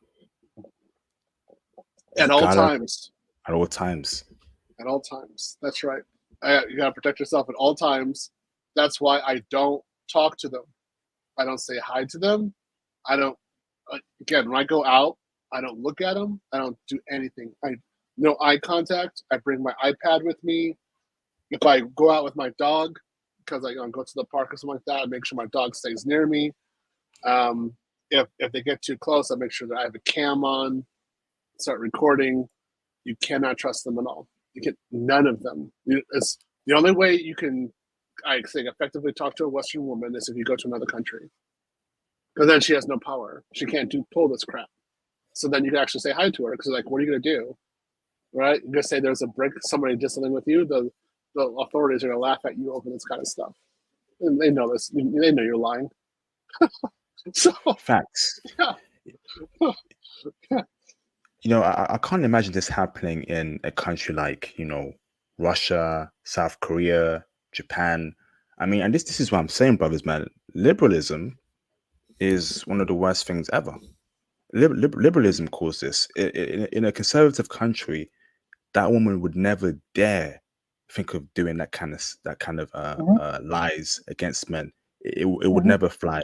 But in the US, in the UK, all these liberal countries, right, who have lost their values, any sort of BS that women do flies, bruv.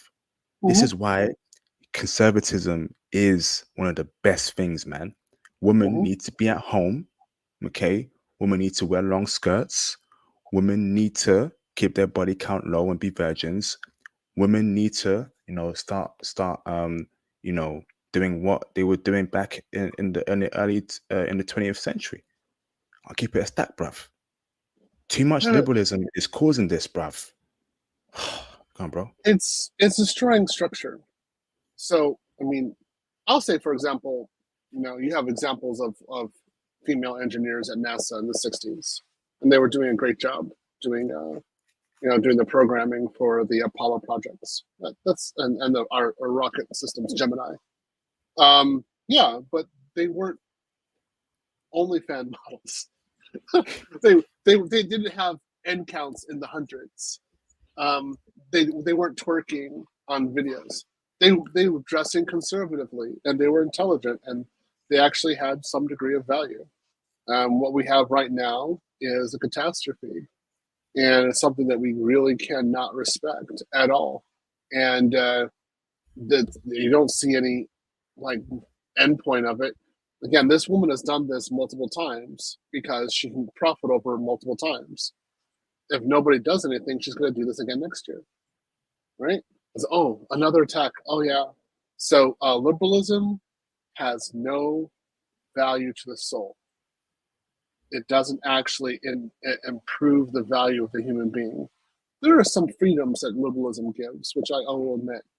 But ultimately, when it comes to the family structure, when it comes to making secure foundations for the society, no, crap. Doesn't do that at all. It destroys it.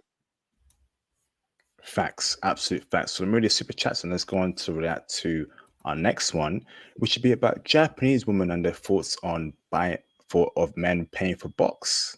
Interesting. So shout out to Mr. the Black Muslim for the $5 super chat. I appreciate you, bro. She's Somali. I'm embarrassed just talking about this, but to smear the image of black men so you can get money as if we don't have enough attacks. Yeah, bro, it hurts when it's your own kind, bruv. It hurts, but see, this is the thing, though. This is, again, why we don't bring our women over to the West, because they get westernized. So she has a Somali background, but I guarantee you she wouldn't do this crap in Somalia, right? This is why I say she's ABW, because she has the influence. Again, ABW go to Somalia, do this, yeah, she'd be in jail. Facts, absolute facts, man. Do you know what? A lot of men are going through hard times now in the West based on the lies that women have said about these men. Grape, false grape accusations,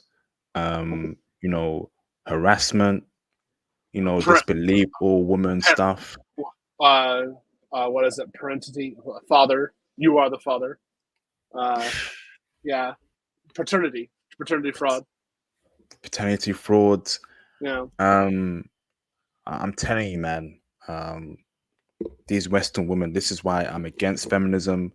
I'm against what the West is trying to do around the world and push out their values. And I shout to the countries that are pushing back against the West. And you know who they are. I'm not going to mention them, but it starts with R. Whenever it starts with I. Whenever it starts with C. Whenever it starts with N. Whenever it starts with S. We need these countries, bruv. And shout out to Africa for holding the fort down. Keep your conservative traditional values in your country. Do not allow Western culture and Western ideas to infiltrate your mindset and your country. Push back against it, bruv. Or else you're going to get women like we have in the West. Put your foot down in these mofos, man. Shout out to Mr. Andrewski Gordon for the $2 super chat. Appreciate you, bro. How dare I protect a woman that sets herself up? That's facts, bro. That's facts. Shout out to the Black Muslim for the $2 super chat. BW just had a movement to abort black boys. There you go, man. Right. Evenness. Yeah. Exactly.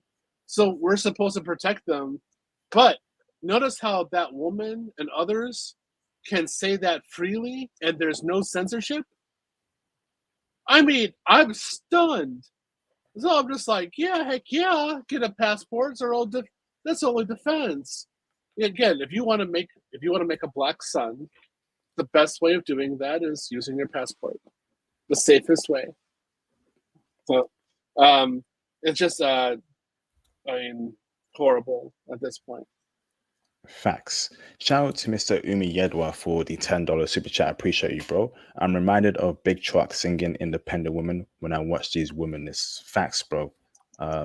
It's just crazy world we're living right now. Appreciate you, Umi Yedwa. Okay, so let's go on to the next part we're going to react to. We're going to react to a very interesting video, right, of Nihonjin Kanojo, so Japanese woman, or Kanojo no Nihonjin woman. Just say J Chika. J Chikas. J Chika. Yeah, that's what we say in Japan. J Chika. On their thoughts about their husband paying for box. Is that cheating? And how do Japanese women take it when their husband or boyfriends pay for box? Let's get a cracking, bruv. So share. Hold on. Share screen. Present. Give me 1 second.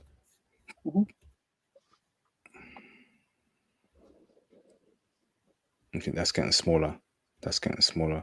All right, this is perfect. All right, perfecto. Share screen. Present. Share screen. All right, so I think it's this one. There it is. Okay, let me double check something real quick. Yeah, we're good. All right, let me share my screen now. All right, let me know if you can see my screen, Theo. Can you see it? Yep. Okay, so let's react to these Japanese women on their thoughts about paying for box. And you can see here, right, an insight into the cheating culture in Japan. Interesting. Okay. 気持ちの浮気は嫌なんですけど、性欲の浮気は別に勝手にしてくれるんやったらいいかな。バンジンと連絡取れる間でやられるよりは、店でちゃんとしてもらった方がいいです。イエス。なんかわざわざ風俗に行く意味がわからないの。秘密にしてたらあれだけど、情に恋とかしなければいいじゃん。浮気ではない。隠さなければ浮気じゃない。浮気するなら風俗に行けって言ったことあります。金払えばいいよって言ったことあります。新しいね、出会いじゃなくて、お金払って言ってるなら別にいいから。納得できる理由だったら、浮気とは思わないかも。例えば、付き合い？例えば上司とかの。怒るけど、言ってもまだ許せる。風俗なら。なんか日本ならではのなんか文化じゃないけど、やっぱり有名じゃないですか。風俗とかっていうのが。そういう意味では、日本ならではで、そう。風俗に行くことは浮気かどうかっていう、どう思いますか？浮気じゃない。浮気じゃない。気持ちの浮気は嫌なんですけど、性欲の浮気は別に勝手にしてくれるんやったらいいかな。バンジンと連絡取れる間でやられるよりは、店でちゃんとしてもらった方がいいです。イエス。なんかわざわざ風俗に行く意味がわからないの。秘密にしてたらあれだけど、情に恋とかしなければいいじゃん。浮気ではない。隠さなければ浮気じゃない。浮気するなら風俗に行けって言ったことあります。金払えばいいよって言ったことあります。新しいね、出会いじゃなくて、お金払って言ってるなら別にいいから。納得できる理由だったら浮気とは思わないかも。例えば、どういう付き合い？例えば上司とかの。怒るけど、言ってもまだ許せる。風俗なら。なんか日本ならではのなんか文化じゃないけど、やっぱり有名じゃないですか。風俗とかっていうのが。そういう意味では、日本ならではで、そう。風俗。Brav. Speechless. Theo. So the majority of women in this video just said that if a man pays for box, that is. I was listening in Japanese. Yeah, it's exactly correct. And it's okay as long as there's no feelings between the man and the pro. It's acceptable. I don't know about that, bro. I'll be honest with you. It's like Japanese culture too.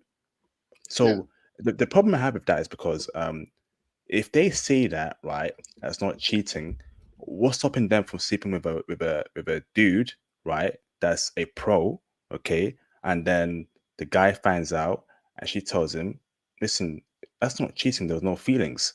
Bruv, come on, man. I don't know about that. What's your thoughts about the whole situation, bro? And that example I gave. Because you're thinking of them as being Western women, they're not. So these women are in relationships and they're not putting out. So basically, they want to maintain the relationship but not put out. So they're like, okay, well, historically, this has been something that's going on in Japan for at least 1,500 years. So they're like, okay, well, you go to a pro, get your trick on, and then come back, and then if you're discreet about it, fine, because then I didn't have to put out, and I get the same standard of living. It's very common. So Okay. she's not going to get somebody. She's not going to have this thinking because she's not going to put out. So you're not going to have to worry about it. So you could have like, Mr. Chad Tyrone be around her. She's not going to put out for him because she's not putting out. So you tell me, brother, right? The majority of Japanese women believe it's okay that they're cool with their boyfriend or husband paying for box as long as there's no feelings between him and the pro, okay?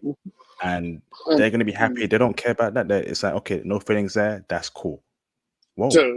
To put it in perspective, let's say that, oh goodness, there's things I don't want to say sometimes, but oh well, I'll say it on your channel. Again, it's PG. I'm keeping it PG, but it's just sad.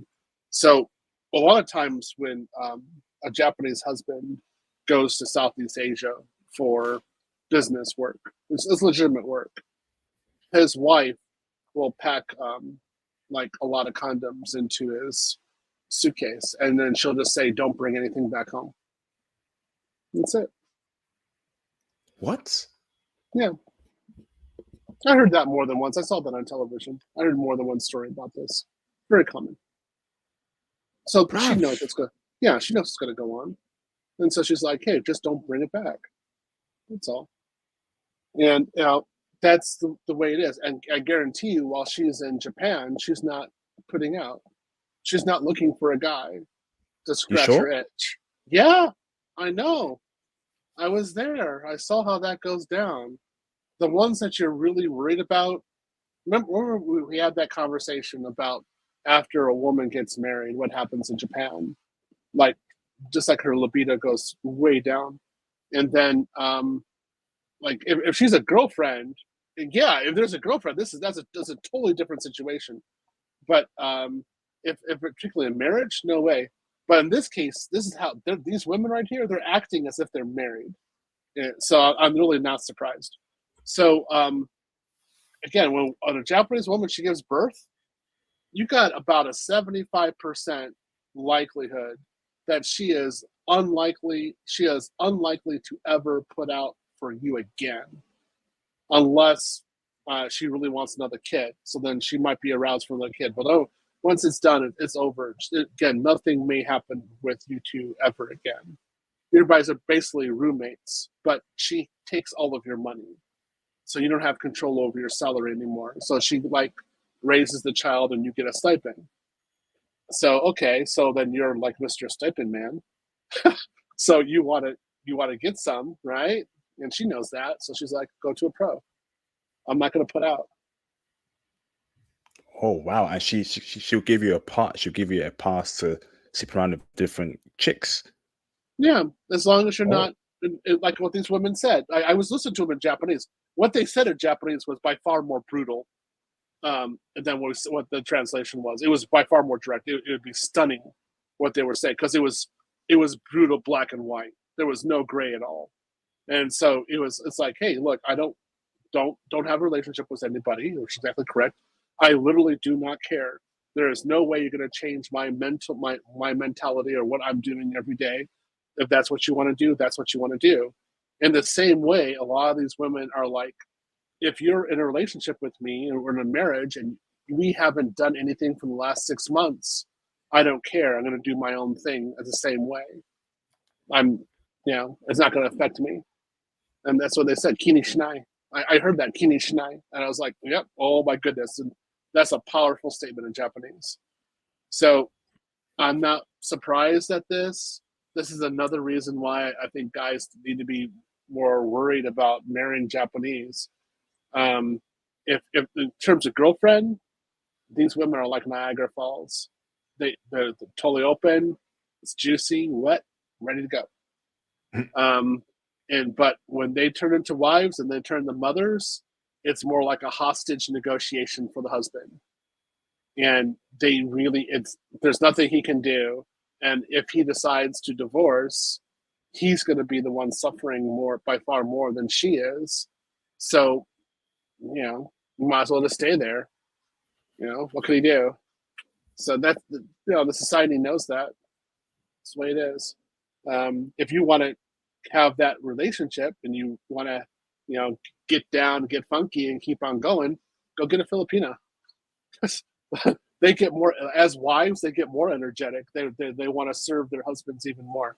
Go to Thailand, South Korea. Though they're more sophisticated. I would say they're more like, kind of like a Japanese and Thai hybrid, whereas that they have the education and class of a Japanese woman, but they kind of want to get down and dirty with their husband. Yeah, that's usually how it goes. They're usually a bit more active with them. So again, this didn't stun me at all. Damn. Okay. I mean, brothers in the live stream chat, how do you feel about this particular statement? What you've heard, what you saw in this video, and what Theo just mentioned in regards to, you know, think twice before wifing up a Japanese chick. They're great girlfriends, but the wife stuff, unless you're really lucky, you know, there could be some problems there, you know, which is a shame because I was in Japan earlier this year. I love the country. The women treated me great, but marriage is a whole different game. Damn. Yeah, and you don't know what's going to happen until she actually gets married and actually gives birth. She can change her mentality 100%, and there's nothing you can do about it. You're actually basically at her will, and so it's not. Again, I would never worry about, like, you know, my late wife. I would never worry about her being with a group of guys and be like, yeah, she's not going to do anything. I know how she is. So it's not like, again, a Western woman, you have to keep your eyes on her because, you know, spread eagle instantly. You know, she's like a dog and eat all the time. So if you're not satisfying, she'll just go off, you know, she'll go to a doorknob, banana, you know, vegetables, who knows what, and then men, she'll get a train written on her, even if she's married, and then go blame her husband on it. No.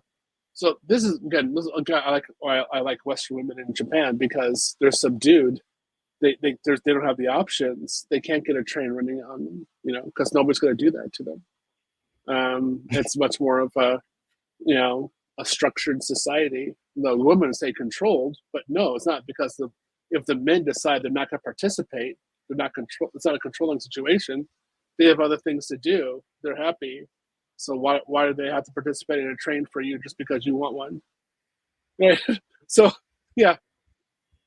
So I understand your statement, what you're saying. You're saying that, but that's for a Western woman. That's not for a Japanese woman at all. Awesome.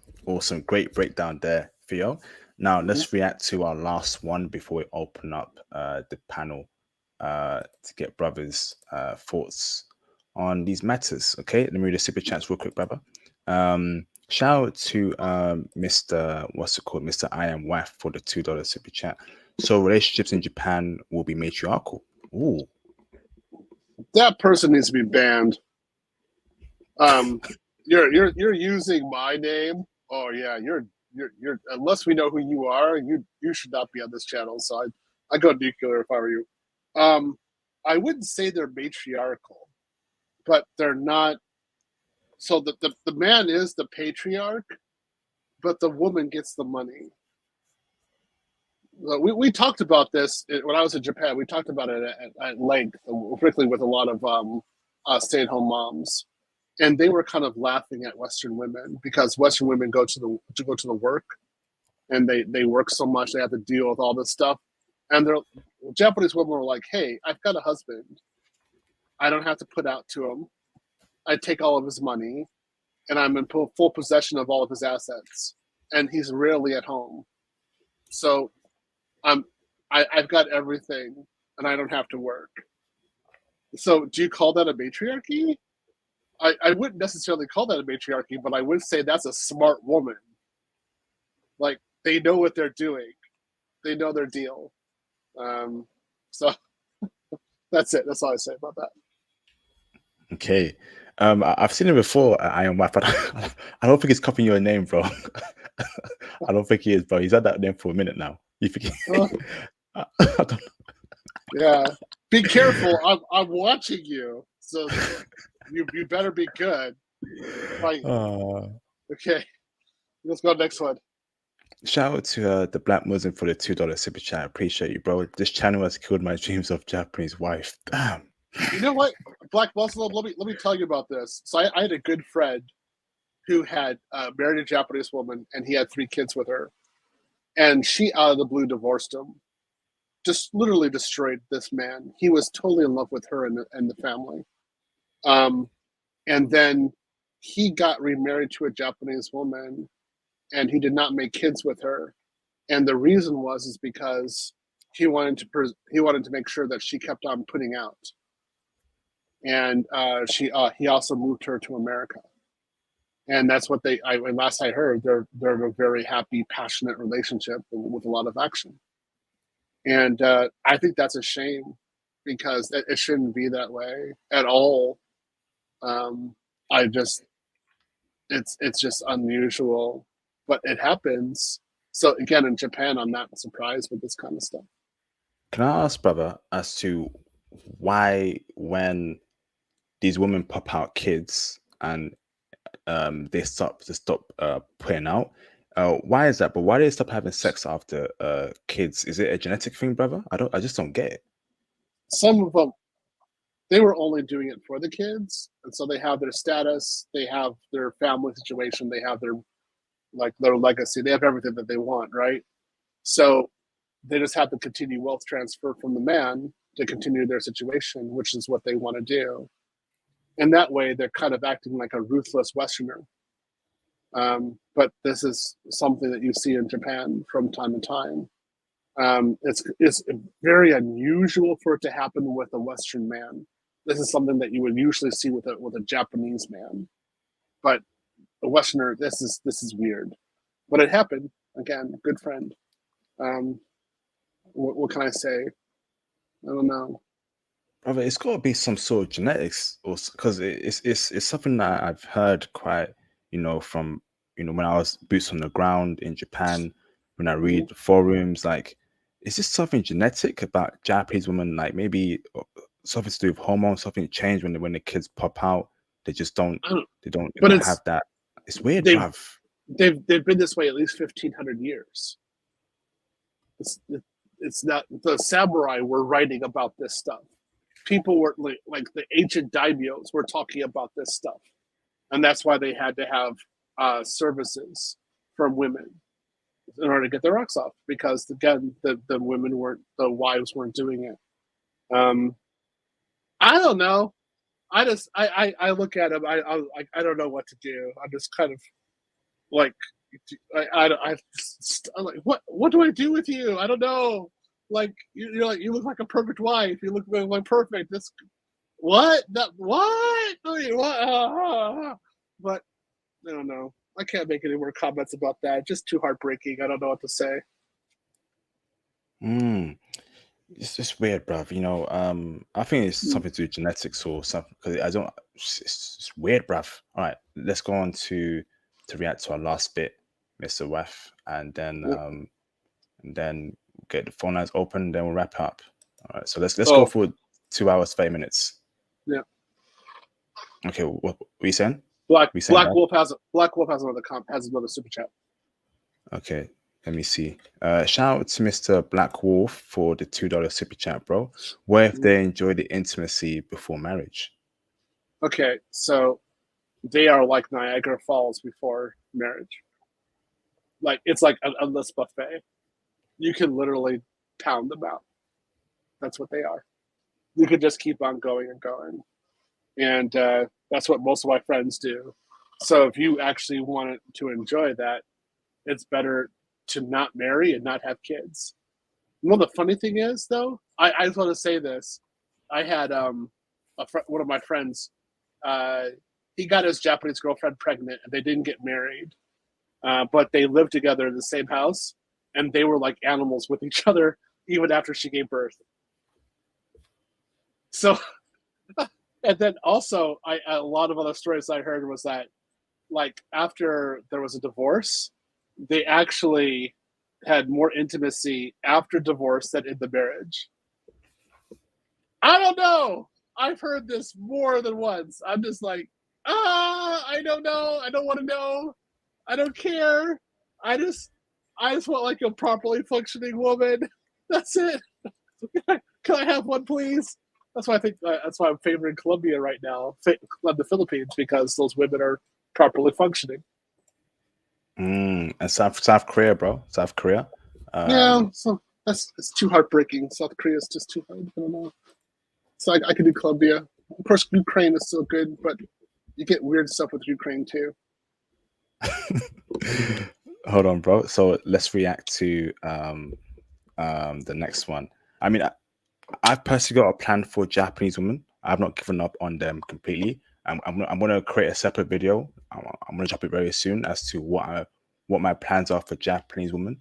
It's going to be very interesting, but I've got some plans for them based on his recent intel.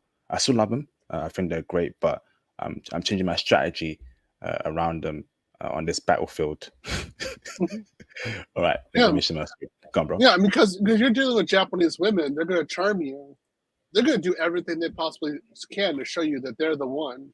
And then in being a girlfriend, they're going to be the best girlfriend you ever had. Again, my Japanese wife, she was the best girlfriend and the best fiance I literally had in my entire life.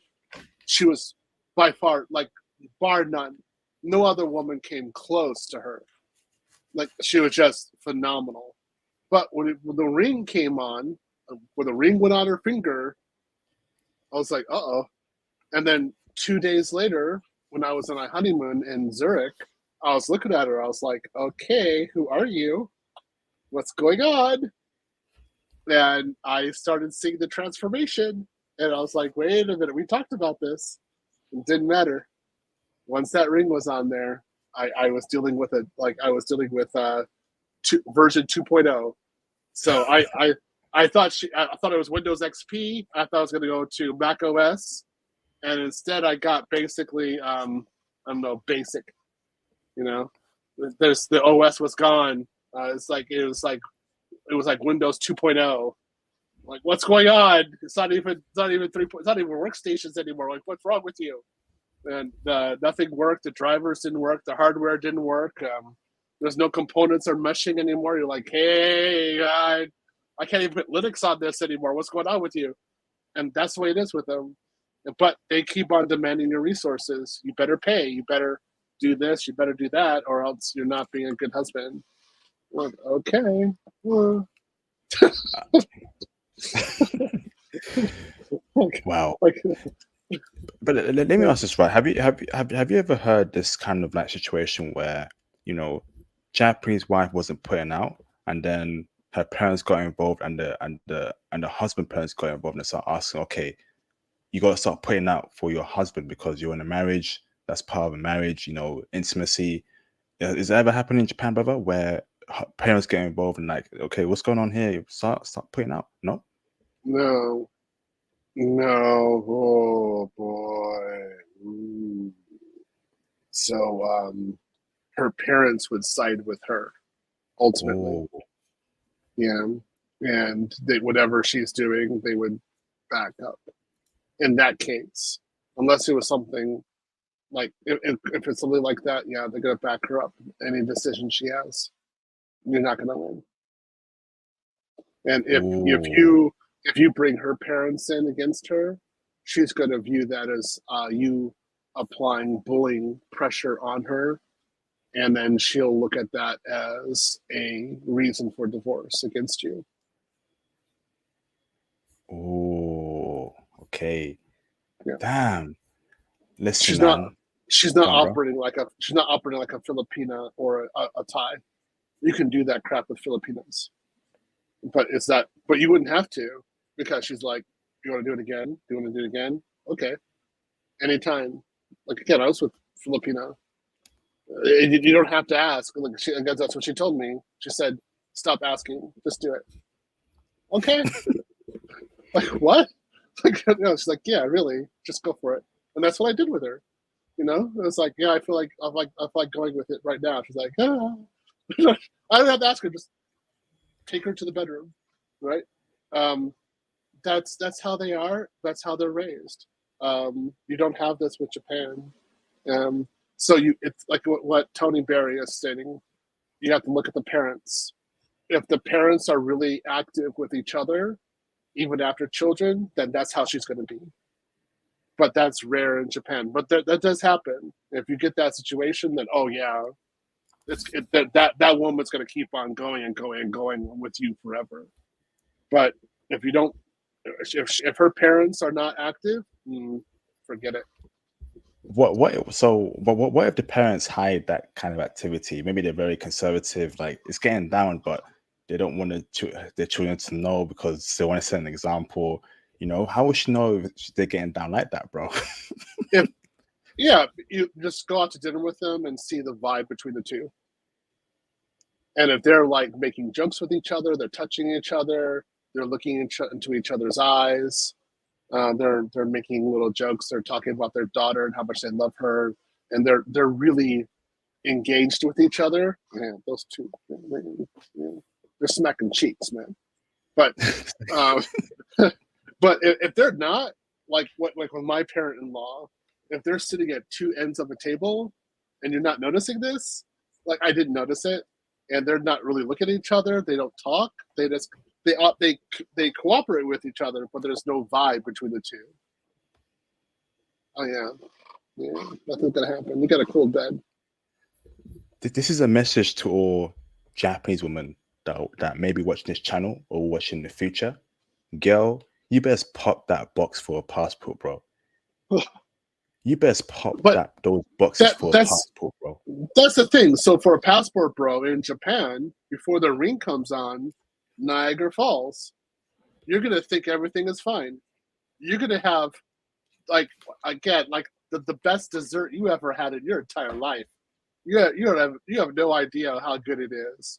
You're gonna be devoted to her. It's like you have won. Like that's it. You won the lottery. You got to Japan. You got the job. You're making like $10,000 a month. You got the apartment.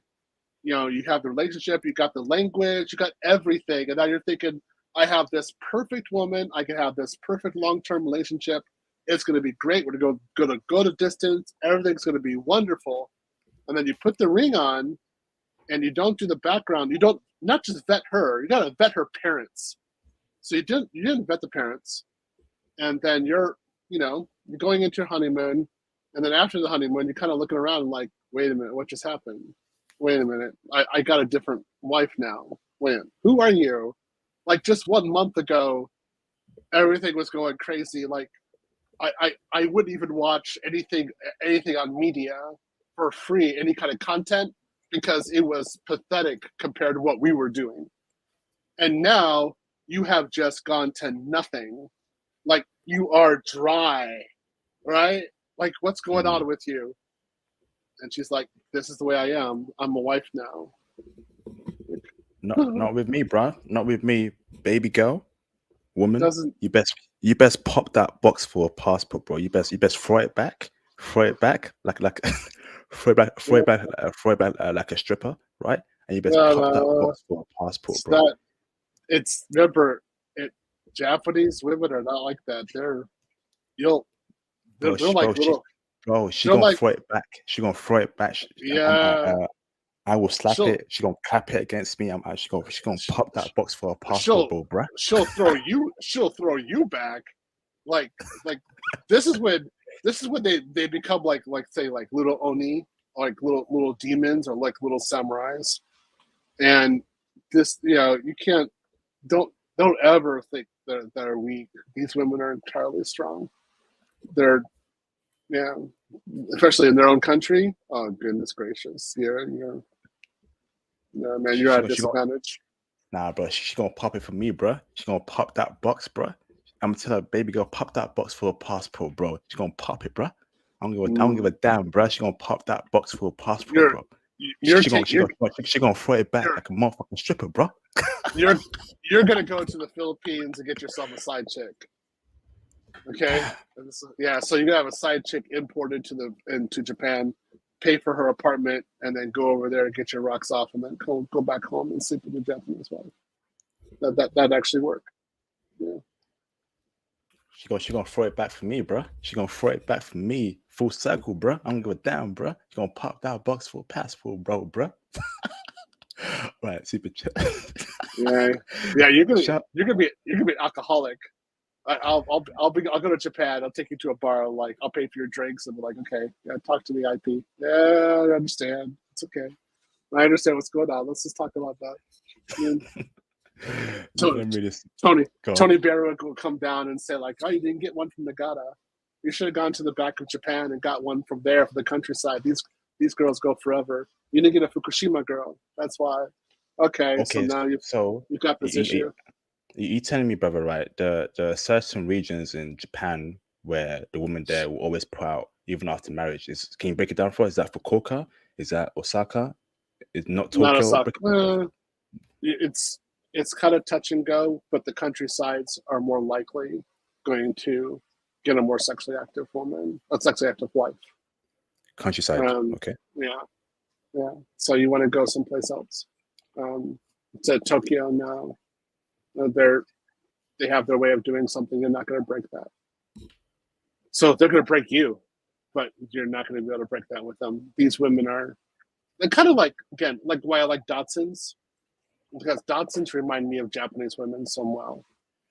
Datsuns are you look at them as a small little dog, but they're actually, like, if you understand about canines, they're actually classified as a full-size dog, because they actually have the mentality of a Doberman, but they're just small. But they act like a Doberman pincher. And if you, again, like with a Dachshund, if you try to bully one, they're like, "I'll bully you right back."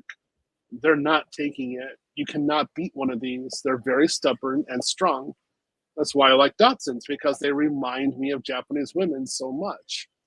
And I'm not surprised that Germans like them too. I'm like, yep, you got pretty much the same DNA. Yeah, that's just how they are. They're very strong. Again, you got the video. Going back to the video, what those women are saying about going out and buying box, their man going out and buying box is not unusual. Just so you guys know, again, I want you guys to understand this. If you're a passport bro and if you're a foreigner in Japan, you can't buy box from Japanese women. I'm pretty sure it's like just not possible to do. The whole time I was there, I never saw a place where you could do that, and I never heard any of my friends doing that either. So buying box from Japanese women is like strictly like limited for Japanese men. You wouldn't have to anyway, because Japanese women are hunting you down, so you're going to be in a pretty good situation. So if you're in Japan, you have a Japanese wife, and you have to buy box because she's not putting out, you need to actually find non-Japanese women to do that. Damn, bruv, that's wild, bruv. Yeah. Let me read the super chats, man. But that ain't gonna happen to me, Theo, because I told you, bro. My Japanese chica, she gonna pop that box full passport, bro. She gonna pop that box, bro. I'm gonna give a damn, bro. She gonna pop that pop that box. She gonna throw it back like a mofo, bro. I'm gonna give a damn, bro. She gonna pop that box full passport, bro. All right, let's read the super chats. Shout out to Mr. Russian Spy Sleazeball for the $5 super chat. Appreciate you, bro. Japan birth rate is a solid indicator of how high their sex drive is. Yeah, IP still to Japanese women. I don't bow to them, bro. You know, if I did, right, I wouldn't have released those videos. Explaining the flaws about Japanese women, bro. I told you I still deal with them, but I've got a special way of dealing with them, bro. If I was bowing to Japanese chicks, I wouldn't be releasing all these videos, giving you both sides of Japanese women. And that's why I'm the best passport bros channel. I don't cap here. I'm not going to sell you a dream. I'm going to tell you the good, the bad, and the goddamn ugly. Okay? Isn't that right, Theo? Yeah, that is actually true. Let me comment on what he's saying.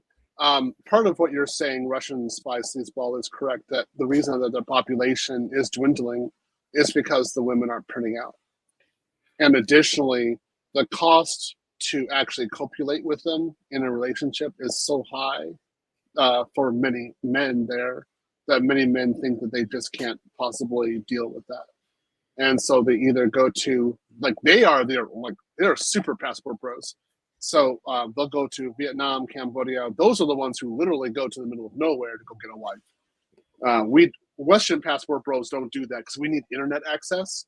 But Japanese passport bros, oh yeah, they'll go literally there's no sewer system. Go get a wife. So they'll bring them over. They'll make families. So they'll do that. Also, there's a huge Thai population in Tokyo, and that's because they got a lot of men who are looking for a Thai wife because Thai wives keep on putting out, right? So yeah, you're partially right. It's partially looking at the Japanese women and saying, what's wrong with you? Are you mammals? Do you get in heat? Like, do you ovulate? Like, do you have a libido? Because most women in the world do. What's wrong with you? But as you see on that video, those women aren't changing. They're going exactly the same way as they were before. So you know. Damn. So you tell me, brother, right? These Thai women in Tokyo, Japan, right, are basically the same way they are in Thailand. They're gonna put out feminine, submissive, and these are women that passport bros in Thailand should be going after instead of Japanese women for marriage. Let's get it, bro. Let's get it cracking, bruv. Well, I mean, if you have a Thai woman and she's with you in the UK or Saudi Arabia or the Sudan, she definitely has a libido in all three countries, so she's going after it. Yeah, so she knows what she wants and she's going to get it, right? But she's not aggressive like the Western woman is, but she's definitely going to. When she's with her husband, yeah, she's going to ride that man. So that's where you get a good situation. That's actually good because you want to make a family. Well, she's going to get pregnant and have children and be happy with it. She can make 4 or 5 children, right? Or depending on her, maybe 3. But she'll make your kids and she'll be happy about making children with you. Whereas the Japanese woman, not necessarily. So again, you got population of Thai in Tokyo and also in Japan. If those Thai women date Japanese men and get married to them, well, he's going to be very happy because, she's watched anime with him and she rides him that night as well. It's going to be good. Let's get it, bro. Let's get it, bro. That's my kind of language right there, bro. Yeah, bro. Yeah. Let's get it, bro. Yeah, man. Yeah. That's shit right there, bro. That's shit right there. I learned quite a lot about this kind of stuff when I lost my wife. I learned a lot of stuff that's going on. If I had stayed there, and if my salary was over $250,000 a year, and I was strong, I had my 2 dogs, I would have slayed in Japan. I would have married a Japanese. Oh, sorry, I would have married a Thai woman without a doubt, or Filipina, but probably Thai, because they were the ones that made me go craziest. So. But it didn't happen because I was so sad. So I went back to the United States. But if I could control myself, it would have been Thai. Awesome, bro. I appreciate that, bro. Let me read this super chat real quick, bro. All Sure. right, man. Hey, man. Shout out my boy. Shout out to the bro, man. What are you doing? Are you pooking yourself? Yo. IP. Are you dropping something? IP. Be an educated British black man, will you? Stop this. Okay. Hey, Black Muslim out here, man. $5 super chat, bro. Tell J. Cole, man, about that second passport, bro. Trap for about full passport, bro. Yeah, man. I'm gonna get that right there, bro.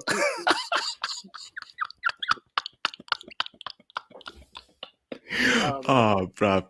Hey, shout out to you, Black Muslim, for the support. Thank you, bro. Shout out to Mr. Joseph Ashbury in the building. What's up, Joseph, for the $50 super chat, man? Salute you, Joseph. It's been a minute, brother. You remember Joseph, Theo? Yeah, I remember him. Hey, how you doing, Joseph? Yeah, it's been a long time. Long time, bro. Mashashiburi. I hope you're well, Joseph. Welcome back, brother. It's been a minute. Support. Yes, indeed, brother. Support, man. Another classic show, and keep supporting the channel. All donations help out. That'd be greatly appreciated. Thank you, bro. Shout out to the Black Muslim for the $2 super chat. Appreciate you, bro. Vietnam, here I come. Yeah, I'm hearing some good things literally. about Vietnam. Literally, the thing that I've heard about, again, what Vietnamese women tends to be good. Of course, that one woman, Jeannie Mae, the wife of, I totally forgot, the wife of the rapper. Jeannie Mai, but she's Americanized, Yeah. right? So Yeah, but she's ethnically Vietnamese, I'm pretty sure. So take that as a one-off. But yeah, usually Vietnamese women are spectacular, and their food is amazing. I love Thai food. I can eat that all day long. It's good. So awesome. Shame. It's a shame. It's a shame we had the war. That was stupid. We're killing good people. There's just no reason to do that. However, us as brothers, we have a good reputation in Vietnam because we actually fought back against it. We actually went to their side, and I think that's why we get a lot of love in Vietnam. Which is. I need to go back and see it. I've been seeing what his updates though. He looks really happy. Our student. Yeah. Very happy. Yeah. Next super chat. Shout out to Mr. Joseph Ashbury for the $50 super chat again. Thank you, bro. Salute for the support. Wow. This is gold. Yes, indeed. Wow, man. Amazing. Thank you, bro, for the support. Dropping 2 separate $50 super chats. Thank you, bro. Hope you're well, Joseph. All right, so let's react to our last video, and then we'll get some callers in, and then we'll have a great session, man. So let's get cracking, bruv. Hold on. Let me share my screen. Let's go. So we have, hold on. Share screen, or posts, share. Okay. So in this video, brothers, right, we have a Western woman, okay, who has finally saw the lights, okay, who now wants to be a housewife, who after having 50 bodies, running through dudes, being a feminist, being a degenerate, has finally saw the lights, okay? So let's play this. Word on the street, I heard you're single. Yes. Why is that? I am. Because I think not all men, a lot of men right now act like women and they just want more. Bring back the patriarchy. I want to stay at home. I want to take care of my kids. What do you mean buy you flowers? What do you mean pay for dinner?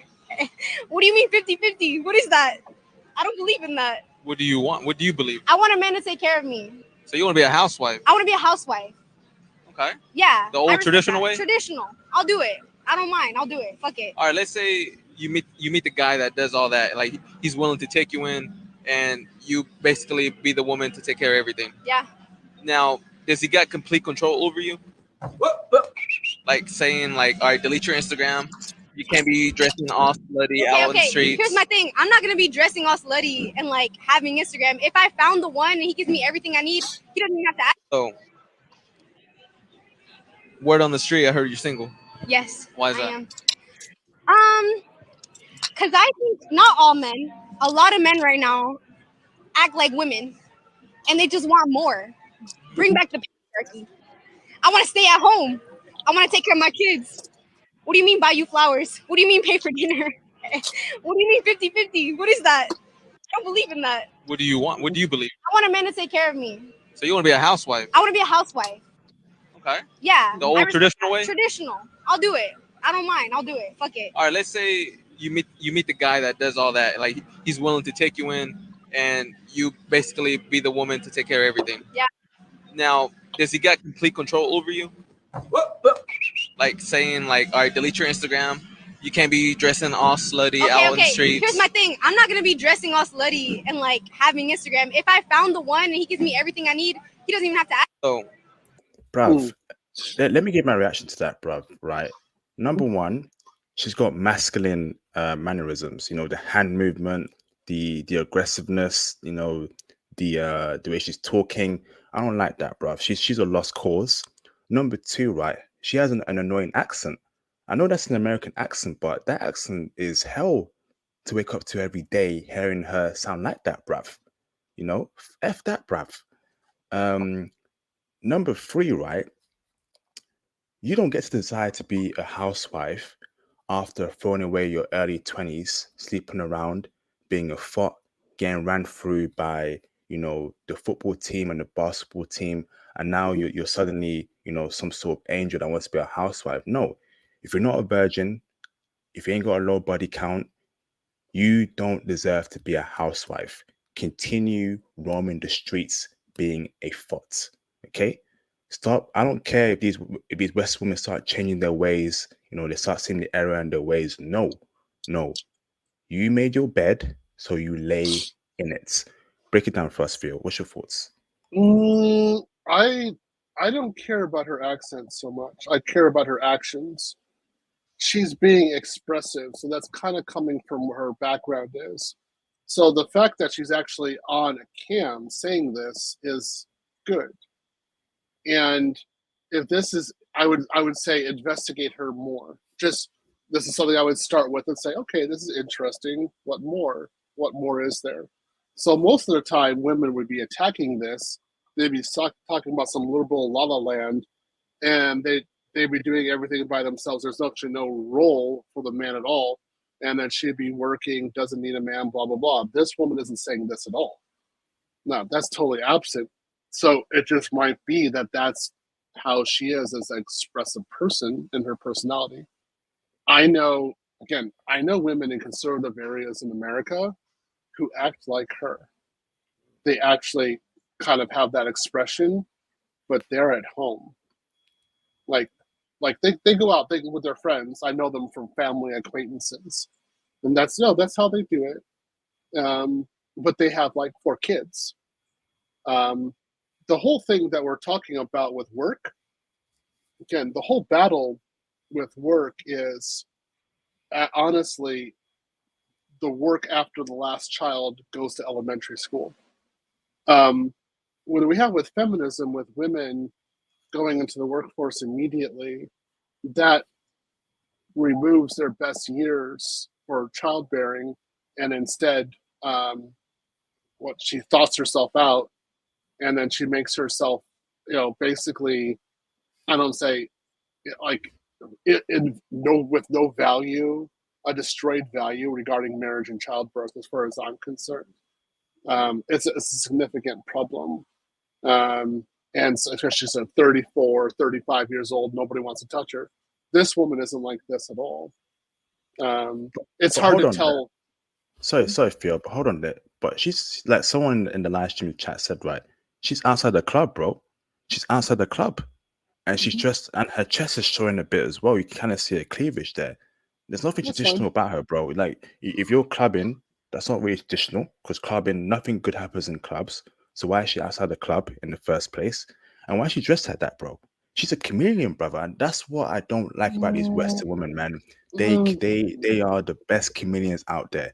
They will have a body count in the high hundreds. They will do nasty stuff in their past, go clubbing. Now they want this traditional lifestyle. No, bro. If you're Western, you get no more chances. That I don't give a damn, bro. If you're a Western woman, you get no more chances, bruv. In this case, again, you have to keep on talking to her to see what she really is and what she's really doing, because she might have just gone to the club for fun, and then she likes to wear a dress like that. I know. I've been with women before. I've talked with women before who are even less scantily clad. They were virgins. They've never done it at all. I knew it. I knew them. And they had never brought a guy home. Never happened. Well, when they went out, they liked going out and partying. And so that's there. I also know girls in the church who had slept with the pastor and all the deacons, and causing huge scandals, and she had long skirts. So, I mean, you just have to keep your eyes open for it and say, okay, so she's saying this. Okay, this is good. Where's next? Like, let's see how this develops. Let's see what her actions are. And if we find out later on she's full of it, then she's full of it. But if this is really what she believes, and she has the actions to back it up, and she just likes that designer, all right. Yeah. This is an interesting case here. I don't believe her. I think you can tell that she's capping. She's a chameleon. You know, she's saw the error in her ways. Now wants to be a housewife, but I'm sorry, but you've missed that chance in your life to become a housewife. You know. But I would say most Hmm. most feminists want to be a housewife. I strongly believe that, and as some other people have said, if that feminist could suddenly become a 10 and a model, she would abandon feminism tomorrow. Are you saying that most feminist women are ugly, bro? No, they if you look at them, like, again, even later on in life, they go around saying that they need a provider man. They're always hovering around this provider man thing. They never truly detach. Kind of like myself, like we have detached from Western women. We're going on our own way. We're gone. Feminism, though, they never detach from men. It's always some sort of like men in the center they're hovering around. And so they may not do it directly right now. They might say, I want a provider right now, but their eye is always open through hypergamy. They're always looking for that option of having that man who can provide and do everything but they still have the feminist tendency, but their eye is open, right? So again, that's why when a lot of feminists are talking, I just sit there and say, yeah, right. Let's just wait 40 years and see what you're saying. And then they all turn, right? So again, with this chica, I wouldn't say this. I would say, okay, let's have dinner with you. Let's talk with you and see what you're really saying. And then let's say if your girlfriends are saying the same thing. And let's say if the group around you is saying the same thing, and how old are you? So if she happens to be like 35 years old, I'd be like, oh, okay, that makes sense. That's with the marriage wheel, like Coach Greg Adams' marriage wheel. You're desperate. Okay, I understand why you're saying that. Okay, fine. But if I don't know how old she is, but if she's young, let's say she's in her early 20s, and she's saying that, ooh, okay, that's interesting. Is her group saying it too? If it is, then I have to investigate that and seeing what's going on. Is this a trend? You know? So this is just a start. It's a lot better than her coming on there and saying she was hit by a brick when nobody did anything. Right? Yeah. Yeah. So I'm not gonna throw shade at her on that one. I'll be like, okay, I'll just wait, because everything happens. It's like myself and Angelica, I just when she says something, I guess she gets me angry, but at the end I kind of sit back and wait and go, okay, let's see what you're doing. Okay, see what's happening. All right. Okay, I guess we agree to disagree on that one, Theo. All right, so let's stop sharing there. Let's get the phone lines open for the last few minutes for callers, and then we shall wrap it up. Shout out to Russian Spire Sleazeball again for the $5 super chat. Thanks for the support, bro. Nonsense, Theo. We were combating communists, and now we beep Islam. Okay, whoa. You won't see me apologizing. America number one. We got an American stand here. I disagree with that, bruv. And no American number one on my channel, bruv. I'll tell you what's number one in my channel, right? Number one is RUS. I'm kidding. All right, go on, Theo. It feels like I would say that you're not really seeing a win on either side. The people who won were the ones who actually have intact families. So communism destroyed families, and you have the West, the feminism destroying families too. So wherever you see the intact family, that's where you're gonna see a win. Okay. Thanks. Shout out to Mr. Soulshader Crypto for the $10 super chat. Appreciate you, bro. Dragon Ball Z warned us. Goku wife Chi-Chi was a perfect example of what Theo is saying. It sounds very similar. Was Chi-Chi a thought in Dragon Ball Z? I thought she was a cool chick, bruv. Was she a thought? Okay. What do you mean by that, Show Shader? I used to be a Dragon Ball Z fan back in the day. Let me know in the live stream chat, bro. Shout out to Mr. The Black Muslim for the $2 super chat. 100% feminists want power and the perks of the job. Yes, indeed. Yes, indeed. Lazy mofos. Yeah, Facts. but they always want men to protect them. They want the easy jobs. They don't want the hard ones. And so fundamentally, they still want the men to run the society. They just want all the benefit. They want the transfer to them. And this is why I laugh. So all the men have to do is stop doing a transfer and we're dead. They're dead. It's over. They just become lonely. They die alone. They have a cat, dog, and that's it. And they know it. So, yeah. Let's say feminism really isn't that strong. It looks strong, but it's not. It's actually like a paper tiger. It can't sustain itself. Conservatism can't sustain itself. Absolutely. Absolutely. Shout out to Mr. Joshua McMillian for the $4.99 super chat. I appreciate you, Joshua. Encouraged right now, but excited to start learning Python in your class. Awesome, bro. Looking forward to teaching you. Theo's doing a fantastic job breaking down AWS and giving us a great foundation. Thank you, Mr. Theo Waff, for what you do. Appreciate you, Theo. And thanks, Joshua, for the support. Original Man, thank you, bro, for the $2 super chat. Looking forward to Python class. Send notification. Awesome, bro. Looking forward to teaching you as well, brother. Much appreciated for the support. So let's get some callers in. How long do you want to go on for, Theo? I'm good. I'm actually rather energetic right now, so I'm okay. Compared to the amount of stress I was going through in August, this is nothing. Okay, right. So let's see how it goes for me as well. Okay, sure. let's go for like 10, 15, 20 minutes. We'll see how it goes. So call in, brothers, call in. Like I mentioned, there's only 2 more slots left on my Python class. So let the games begin. Okay. The rush to get the last 2 spots in my Python class, and I'm going to close it. I'm looking forward to teaching the brothers this coming week. It's going to be a fun course, and we're going to learn a lot. Okay.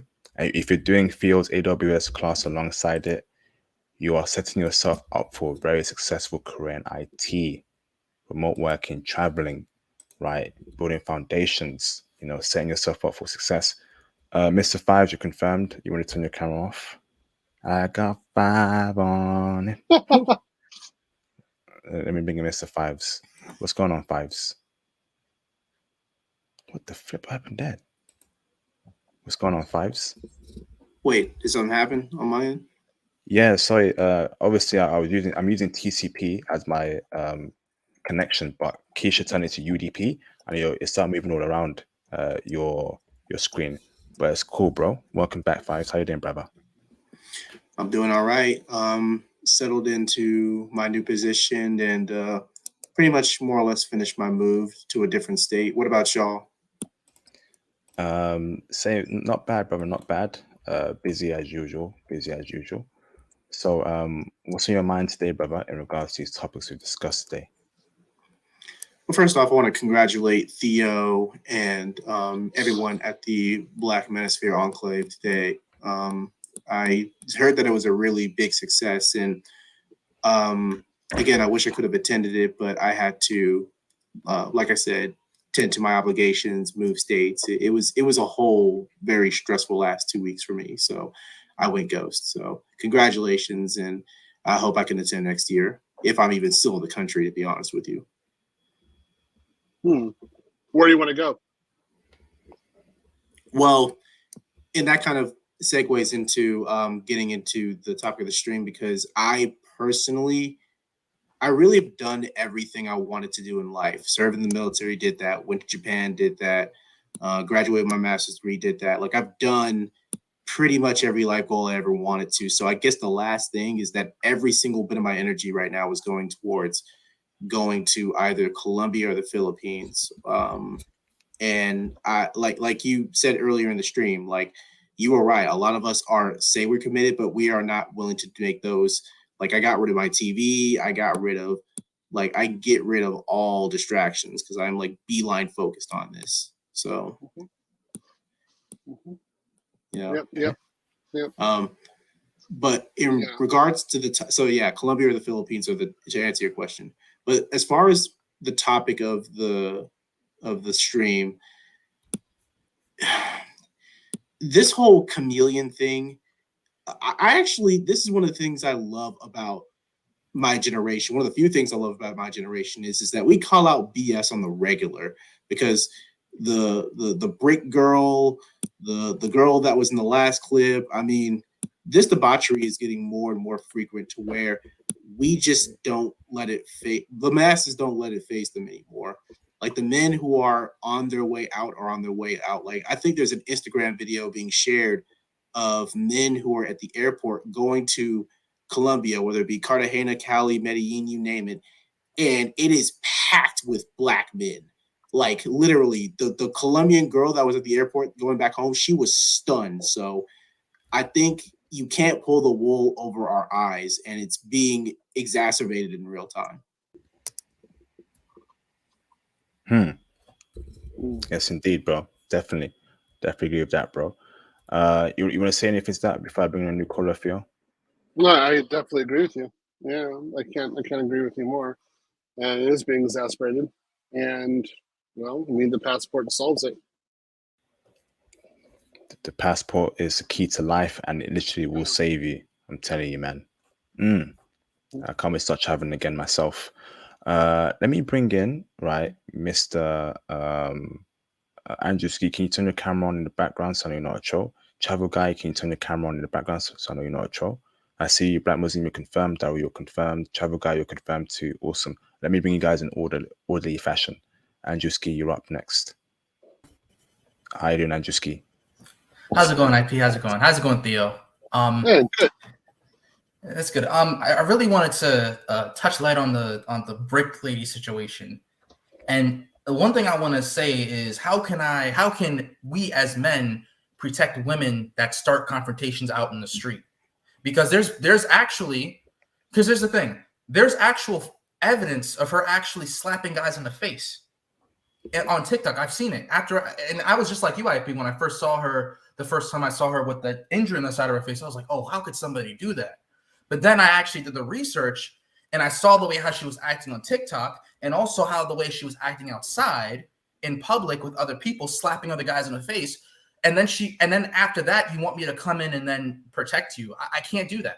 No man should be protecting a woman that starts her own problems in the street. Because at the end of the day, you step in and do something, she's not going to be there. She's not going to be there when you're in the hospital clinging for your life. Exactly. Yeah, when I was in the hospital with my issues, there was no woman there. I'll never forget that. And also, I want to get into this. The girl that you just showed on the screen, IP, that said that she wants to become traditional. First things first, I'm gonna get in her right now. First things first, you're outside. First of all, she said she sees the light. You're wearing a dark dress with your cleavage hanging out, and you see the light. Always a wolf in sheep's clothing. Secondly, she said that she of course wants to be a wife again. But the way how she's acting with her hands all over the place, and I can't deal with a person that talks with their hands, especially a woman that talks with her hands. No man wants to deal with a woman that talks with her hands. Facts. And thirdly, Keisha does that all the time, bro.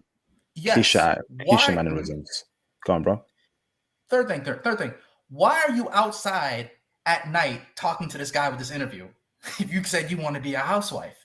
So why are you outside late at night, dressed like that, talking like that? You're not going to be able to attract. You're not going to attract any guy to you that's going to. Once he sees that, it's going to be like, why would I want to deal with you? So my answer to this would be, you need to go out to the Philippines, Thailand, Japan, South Korea at night and go to the club area, and you will see some conservative girls who are actually there, and they're college educated and they're out having fun. And some of them are showing this or that. It doesn't mean that they're actually putting out. It just means they're going out and having fun. That's it. I've seen this zillions of times. I've had close friends do it. There were times, again, I just want to straight up be honest with you.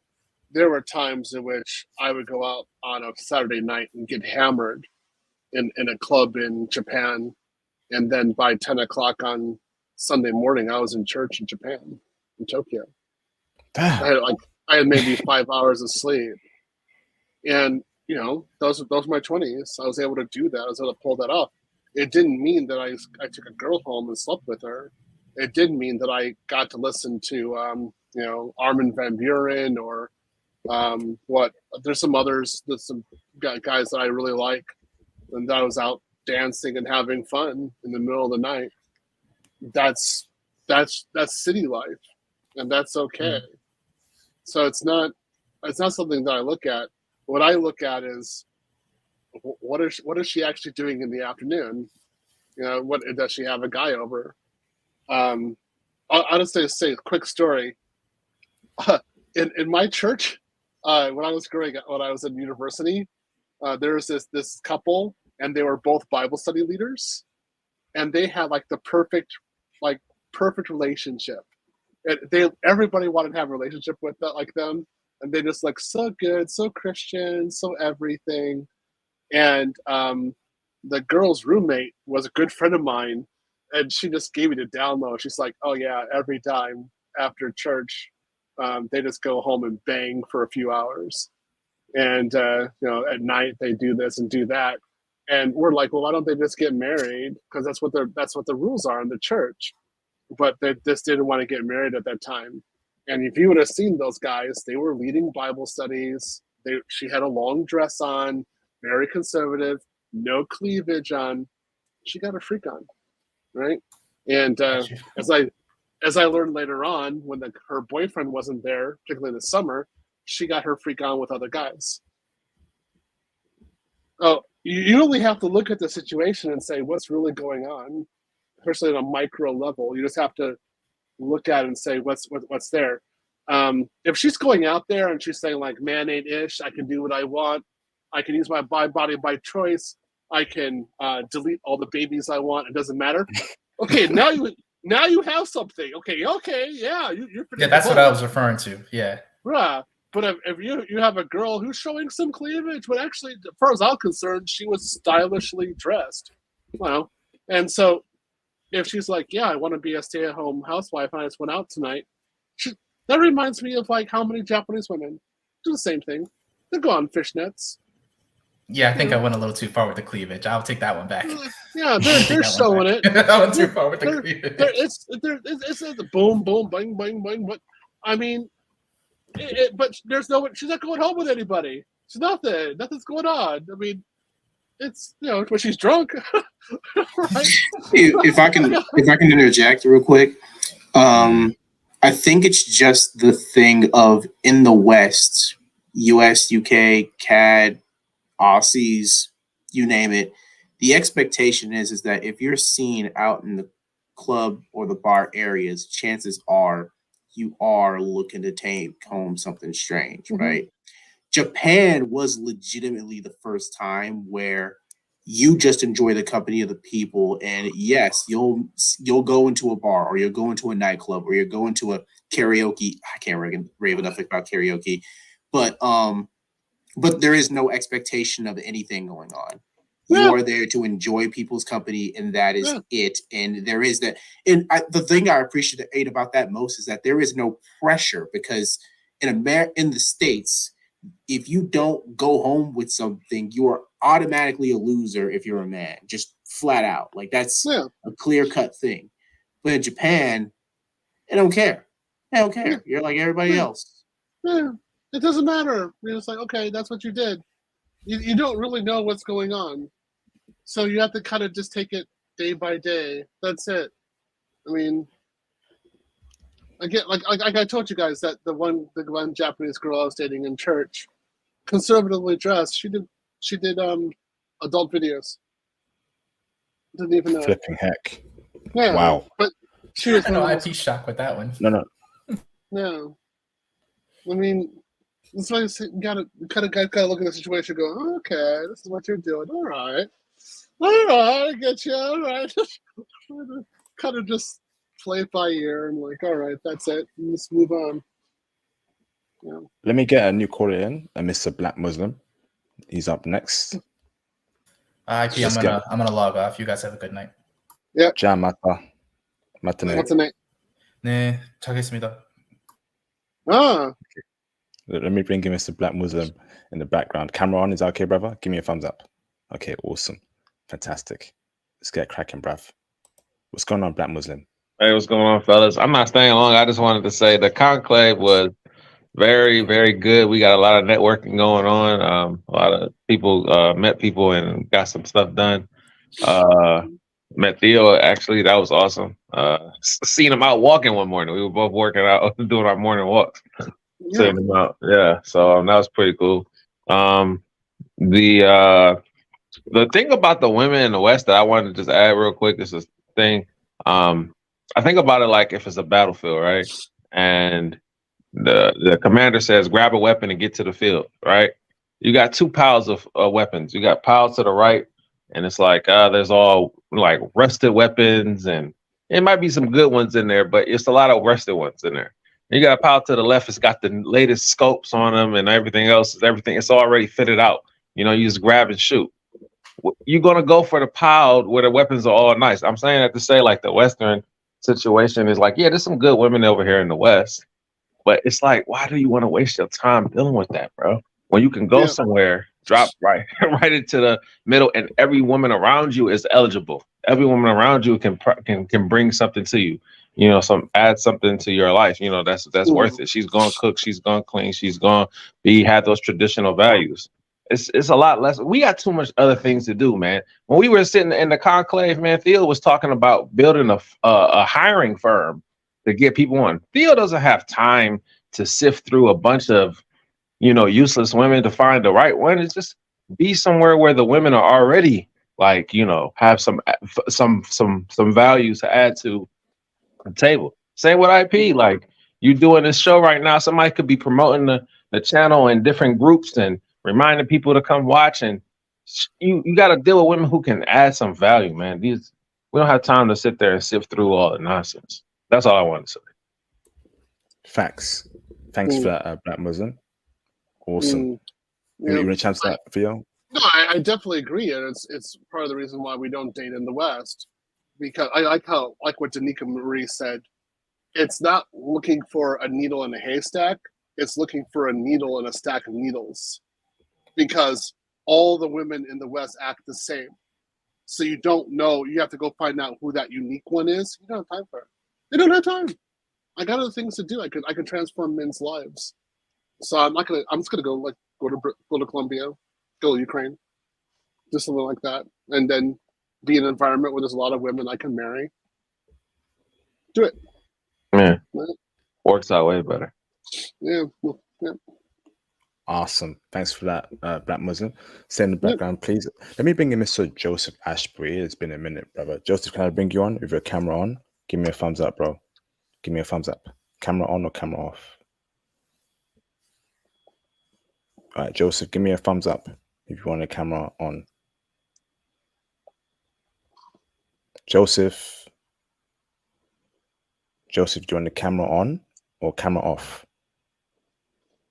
All right, unless I get a reply from you, Joseph. Okay, yes, okay. Let me bring you on, Joseph Ashbury. Been a minute, bro. All right, let's go, Joseph, yeah? I'm bringing you in right now. Okay. Joseph, how you doing, bro? Can you hear me? Loud and clear, brother. How you keeping? Can you hear me? Yes, I hear you, brother. Okay. Every time I used to come on, you couldn't hear me. I feel like talking and stuff. I ain't got much to say. Hey, folks, if you're listening out there, continue to support the channel. I have a couple of life events that have happened, good things, but it's just continue to support the channel. Listen, all of you guys are changing lives, and that's the larger picture. And that's what I say. No matter what you took, it may be women in Europe, in Asia, or wherever. You're changing lives, and you're changing mindsets and stuff like that to be more sharp. And as far as moving forward in this whole big large thing that's going on, so thank you. I can't speak for everyone else, but all of you even though I haven't been on the show or just I watch. I sit back and I watch, or when I'm working, I look over to have the YouTube up and I sit and listen and stuff like that and focus on what I got to focus on. But right now, Are you? Sorry.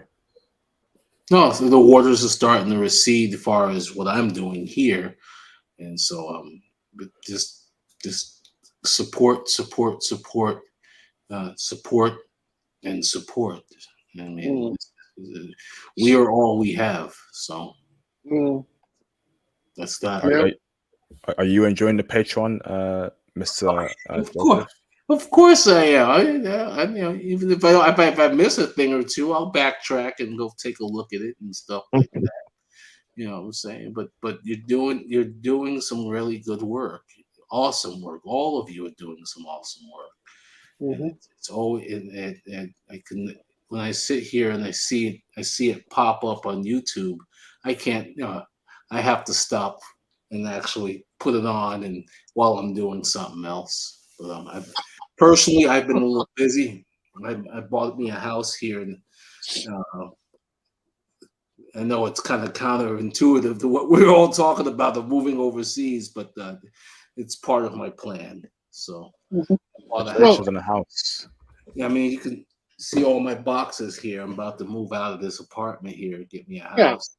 Yeah. Wow. It's if you're living in the States, it's advantageous to have a house back home. So at least you have some place to put your stuff, and then you can rent it out, do Airbnb, get somebody else to pay for it. So it's still a cash generation. And then while you're abroad, if something does happen, you have a place to where you can retreat. Right?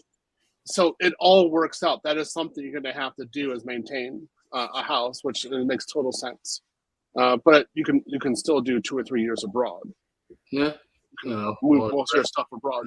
Well, the rest of my life, man, because I'm not going to end up in some daggone old folks home with a bunch of angry women taking care of me. It ain't happening. You laugh, Mr. Were you Army? I'm retired military. Yeah, I'm ex-military too.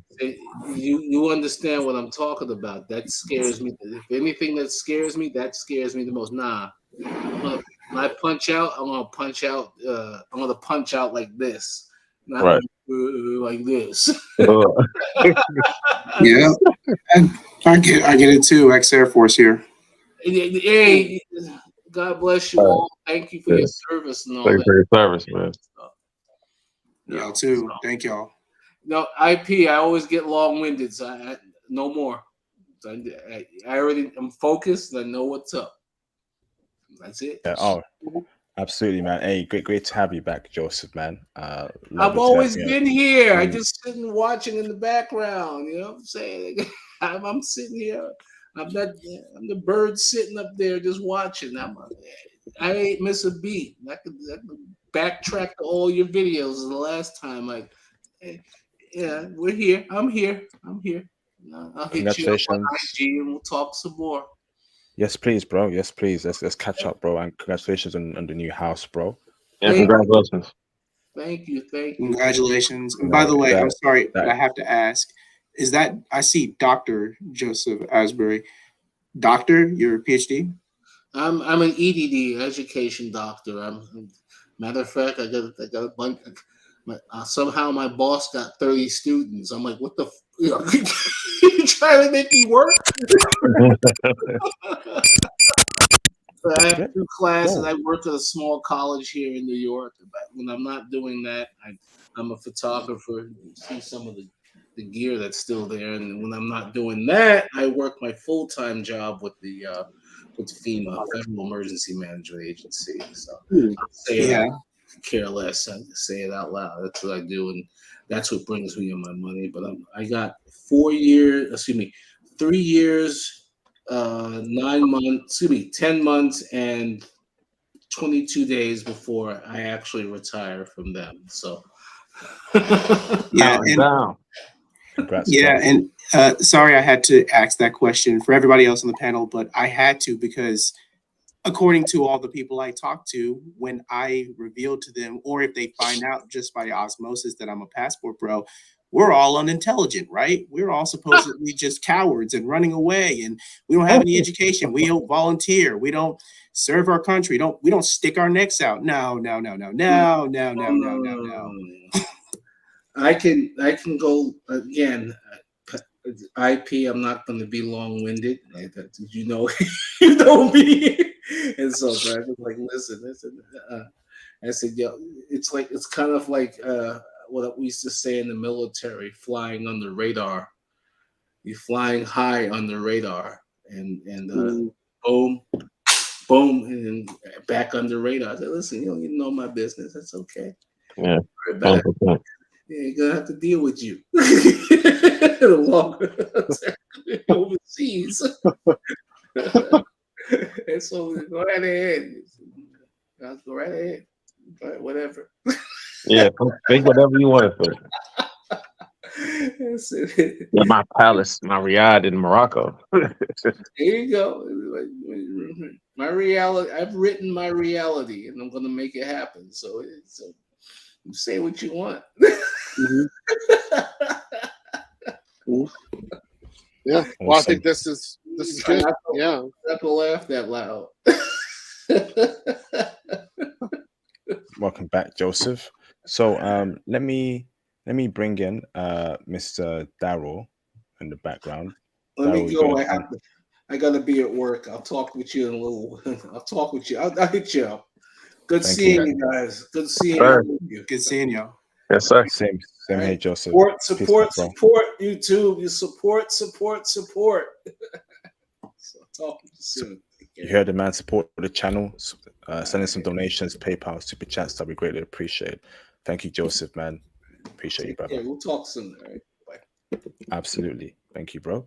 Let me bring in Mr. Daryl. Daryl, you got your camera on. Give me a thumbs up if that's okay, brother. Camera on. Okay, fantastic. Let me bring in Mr. Daryl in the background. What's going on, Daryl? Hey, how's everything? How you doing? Fantastic. Good. Brother. How are you? I'm okay. Listen, when you get married, you gonna invite us to your wedding?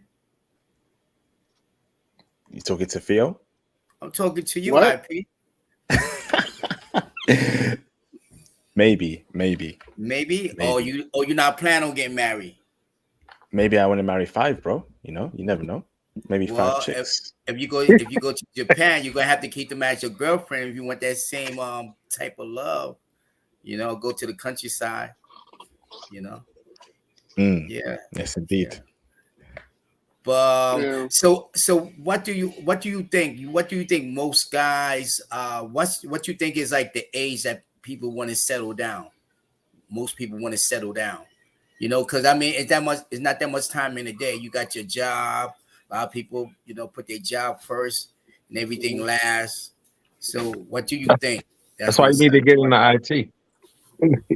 Who say that again? You need to get into IT. You get more time. I'm in IT. You forgot? You don't remember? Oh. Okay, all right. I remember. My bad. Yeah, I'm in IT now. Like that, you know. How you doing, Theo? I'm good. I would say most people want to get in a relationship. If that person's the right person, they'll do it tomorrow. And as I've talked to women before and said like I can't find this guy, I'll never do blah blah blah blah. And I said if Brad Pitt came around the corner and wanted to date you, would you be ready for marriage? She's like, yeah, I'd be ready. Like, okay, see, so it's the person. So it doesn't really matter the timing. It's when they actually meet the person that they want. That's it. It can happen tomorrow when they're 60 years old. It's a song called by the SOS band. I think it's I don't care what you do to them, just be good to me, if I'm correct. Yeah. And yeah, because a lot of a lot of us go for the simple things. But after the simple thing is a whole lot about that person that they don't show us, that's in the closet.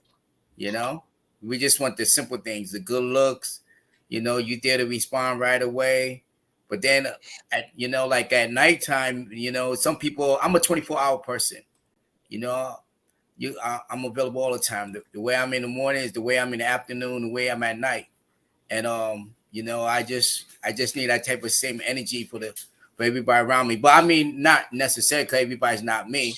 So I don't let it bother me like that, you know. But I don't waste my time if I know that hey, you know, it's like you gotta know when to hold them and know when to fold them. Cause some you know, that's how, you know, I predict my future. You know, I think very quick, you know, and I make my decisions very quick. You know, I'm at a point now I can make decisions very quick, whether no, so I kind of like go in with it, make this investment, or don't make that investment. Because sometimes you make an investment in people, it's a bad investment. So you know, that's how it is. But it's nice seeing you guys. It's a pleasure knowing you guys.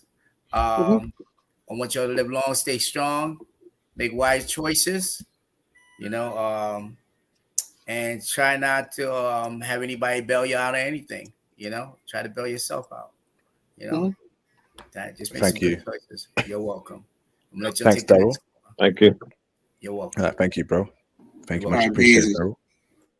Let me bring in Mr. Travel Guy and Jules. Can you turn your camera on in the background so I know you're not a troll, Jules? Let me bring in Travel Guy next. He's cool. He's verified. What's going on, Travel Guy? Hey, what's up, everybody? Can you hear me?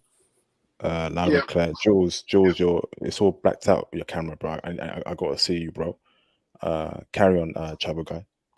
Yeah, I wanted to say, as men, I don't think we talk about how the dynamic between a man and a woman in a relationship is a power dynamic. And a lot of us, I feel like a lot of us don't talk about it. And maybe it's just where I'm at, but it's just like, I feel like I don't hear it enough that a woman before the ring, her job is to cast this fantasy or this veil of like the perfect partner, the perfect life. And then if she does it well enough, then the moment she gets that ring, it shuts off because she no longer has to do it. She got her goal. And just listening to Theo talk about Japanese women, how perfect they were beforehand, but the moment they got the ring, everything switched. It kind of solidified that for me, because it's like, if the original like 1950s like housewife, like the original strategy for them was be this perfect housewife, helpmate, help with the kids, all this. But then on the side, they'd be getting the PG version. They're getting extra from Tyrone and Chad, and the husband would never know, and that was just their life. Because I feel like a lot of guys don't talk about women's dark sides. Like every woman has a dark side, whether she's a super conservative or a super liberal. All of them have dark sides, and when you neglect to see the dark side, you're gonna fall for the vision that she's casting over your life. That's what you guys have any thoughts about that? Yeah, I definitely agree with that. That's why you do a vet. You try to figure it out, and sometimes you can figure it out. You know to walk away, or it's not acceptable, or sometimes it is acceptable, or it just depends on the situation. But a lot of times, again, how we're taught in the West, she's perfect. If anything's wrong, it's because of you, blah, blah, blah. Right. So we don't actually vet. And then we get into a situation where we're being terrorized. There's nothing we can do about it. And then there's a divorce happening, and it's all because of us. When the reality, she was the aggressor the entire time. Right. So the thing that I like to say is like, if I get, and this is maybe just because I'm young, right? But when if I got married and my wife completely switched, I'm divorcing her then. No matter, I don't care how much I lose, what I lose, all that, she's getting divorced, because that's the next quote unquote logical move for me to do as a man. But the only time that a man wouldn't make that decision is if he's emotionally caught up, whether it's in her or the fantasy that she's given him. And so the longer that he's in that fantasy, that gets like the Will Smith effect. Well, now you're going crazy. Well, because you should have left her the moment that she gave you that sign. The only real option you have in the West is not to get married. Right. That's it. Right. Okay. When I look to date, I'm just who can cast the best veil. But at the end of the day, in the back of my mind, I know it's a veil. So Yeah. it's like whenever she makes that first, I don't care how good it is. It's like whenever she makes that first like mistake, of course, being an adult, we talk about it. It's a relationship.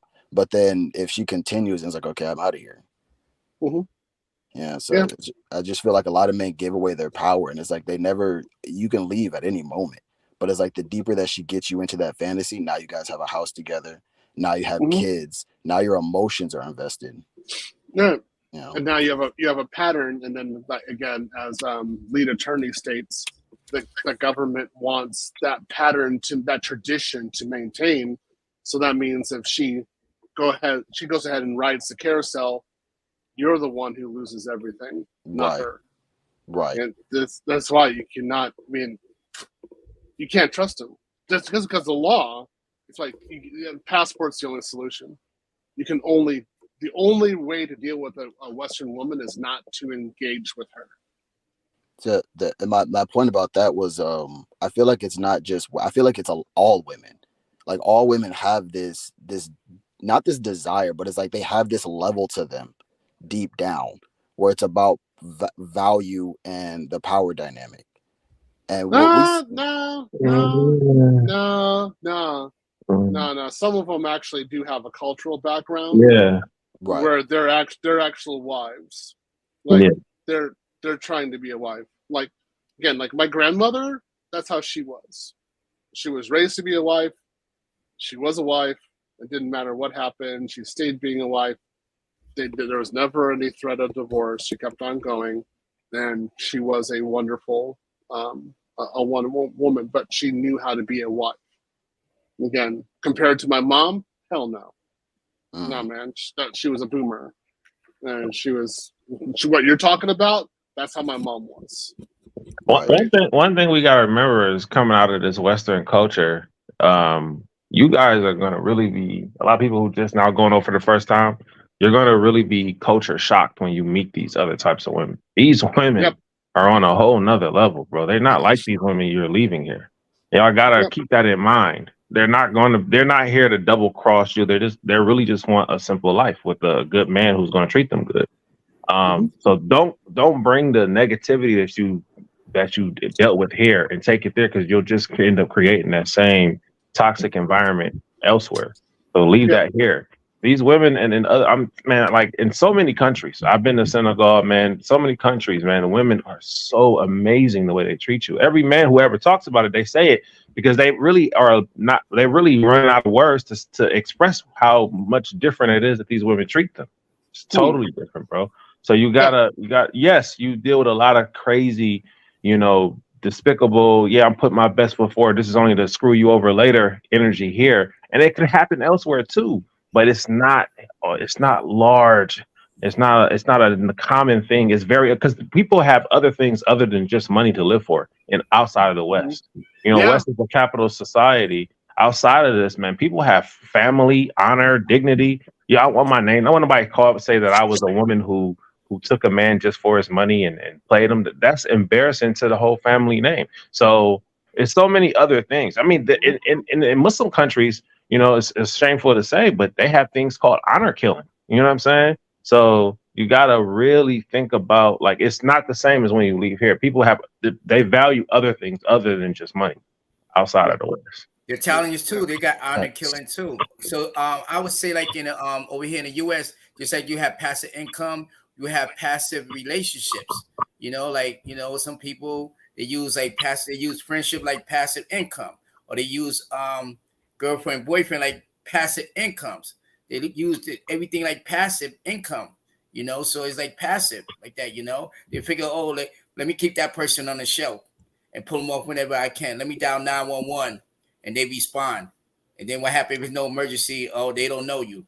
They don't want nothing to do with you. Yeah. Okay.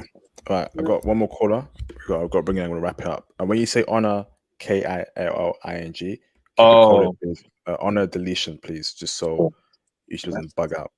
But let me bring in the last caller, and then I need to go to bed. Let me bring in I Am Jules. What's going on, I Am Jules?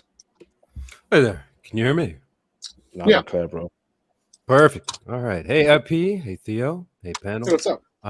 It's good to meet you in person, Theo. It was good to be at the Conclave. I thought it was a great experience. Thank you. I would say I met the youngest person I met was 18. The oldest I met was 64. And I met a lot of brothers who were in between, you know, roughly like age 30 to 50 would be the broad majority. And a lot of the guys were looking to just figure out how to solve their problem, you know, make more money, learn more skills, meet some good dudes who were into doing the same thing, building networks. I did actually meet a couple guys who wanted to meet men who were on the upward path in order to get contacts and connections for their own business, like blue collar type of guys who wanted to meet upwardly mobile Black men who would likely be customers of their business. I thought it was a success. Yeah. Yep. Yeah. It was pretty good. I enjoyed meeting you too. And can I ask you a question? Sure. Do you think you guys are going to have like a public debrief with the primary people? What do you think was the positives? What do you think were the things we got to work on or something like that? Because every conference does that, but I'd love to hear if you guys wanted to do something like that publicly. Because I've done conferences before. It's not public; it's private. But it's already happened. Gotcha.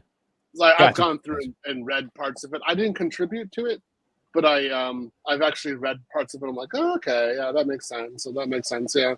The big one was the debrief after number 2. There was a lot of conversation, like what was going on, and so we made a lot of changes after number 2, and so that's why I think 3 was much more successful. Let's just say we learned who our friends are. So, like, who's devoted to actually improving men's lives and who wants to finesse. We had to make that big decision between the 2, and so I was on the bandwagon with that. Like, this is what's the real motivation is. But there is there's various points that we've talked about. They will be implemented in Houston. Gotcha. Outside of that, I'd say like the content was great. There's a variety. It was well structured. There's a hiccup that everybody knows about. It was there, and it was like mildly annoying, but it didn't stop everything. The one thing I would say is the guys who want to actually do this and go abroad should listen to what Theo said about having a home base here, because it does make sense for tax purposes and for functionality to have like a short-term rental to have a 2-bedroom condo or 1-bedroom condo. You can rent it out and it does work for you. You can come back there and just take it off the market for 3 months if you want to just chill out in the States, see your family. But outside of that, wish I had something else to offer as far as if there was one criticism thing or whatnot. If there was one thing I would have changed about Japan, it would have been like around 2005. I would have taken some of my money that I was making, so I'm making money hand over fist, and I would have bought a house in the United States and Airbnb'd it out. And if I had done that, then when I came back in 2010, I would have had a place to go to, and ultimately I would never have been homeless. But I didn't think I'd ever leave Japan. So basically, you do have to have, again, if you're going to work, if you have an American job but you're going to live abroad, you have to have an address. So if you don't have a family like I do, that means you have to maintain a house someplace in America. So you might as well Airbnb it out and go abroad, have your fun. Yeah, because I'll say 2010, I bought a condo, cash. It was like 60 grand. Well, 67 with all the fees and stuff included. And it's appreciated a lot, right? But I can rent it out to like corporate, Airbnb, whatever. And so I don't have to go down to Florida in the summer months because nobody really wants to be in Florida in the summer months. Yeah, so it's horrible. Let's say 9-month window. That's if it's a 50% occupancy, it's more than making me enough money, right? If I want to go down there when it's not being occupied, I can still go there. But then the winter months, then I can actually go down there. It's a little rainier, but whatever, it's fine. But I still have that asset, and it does generate cash flow. Yeah, right. Yeah, and you can do that now. But I would say if you're in Theo's class, you're in IP's class, and you're getting the skills that will get you a job that will make you 120, 150, 200. You can look at that because there is going to be a downturn.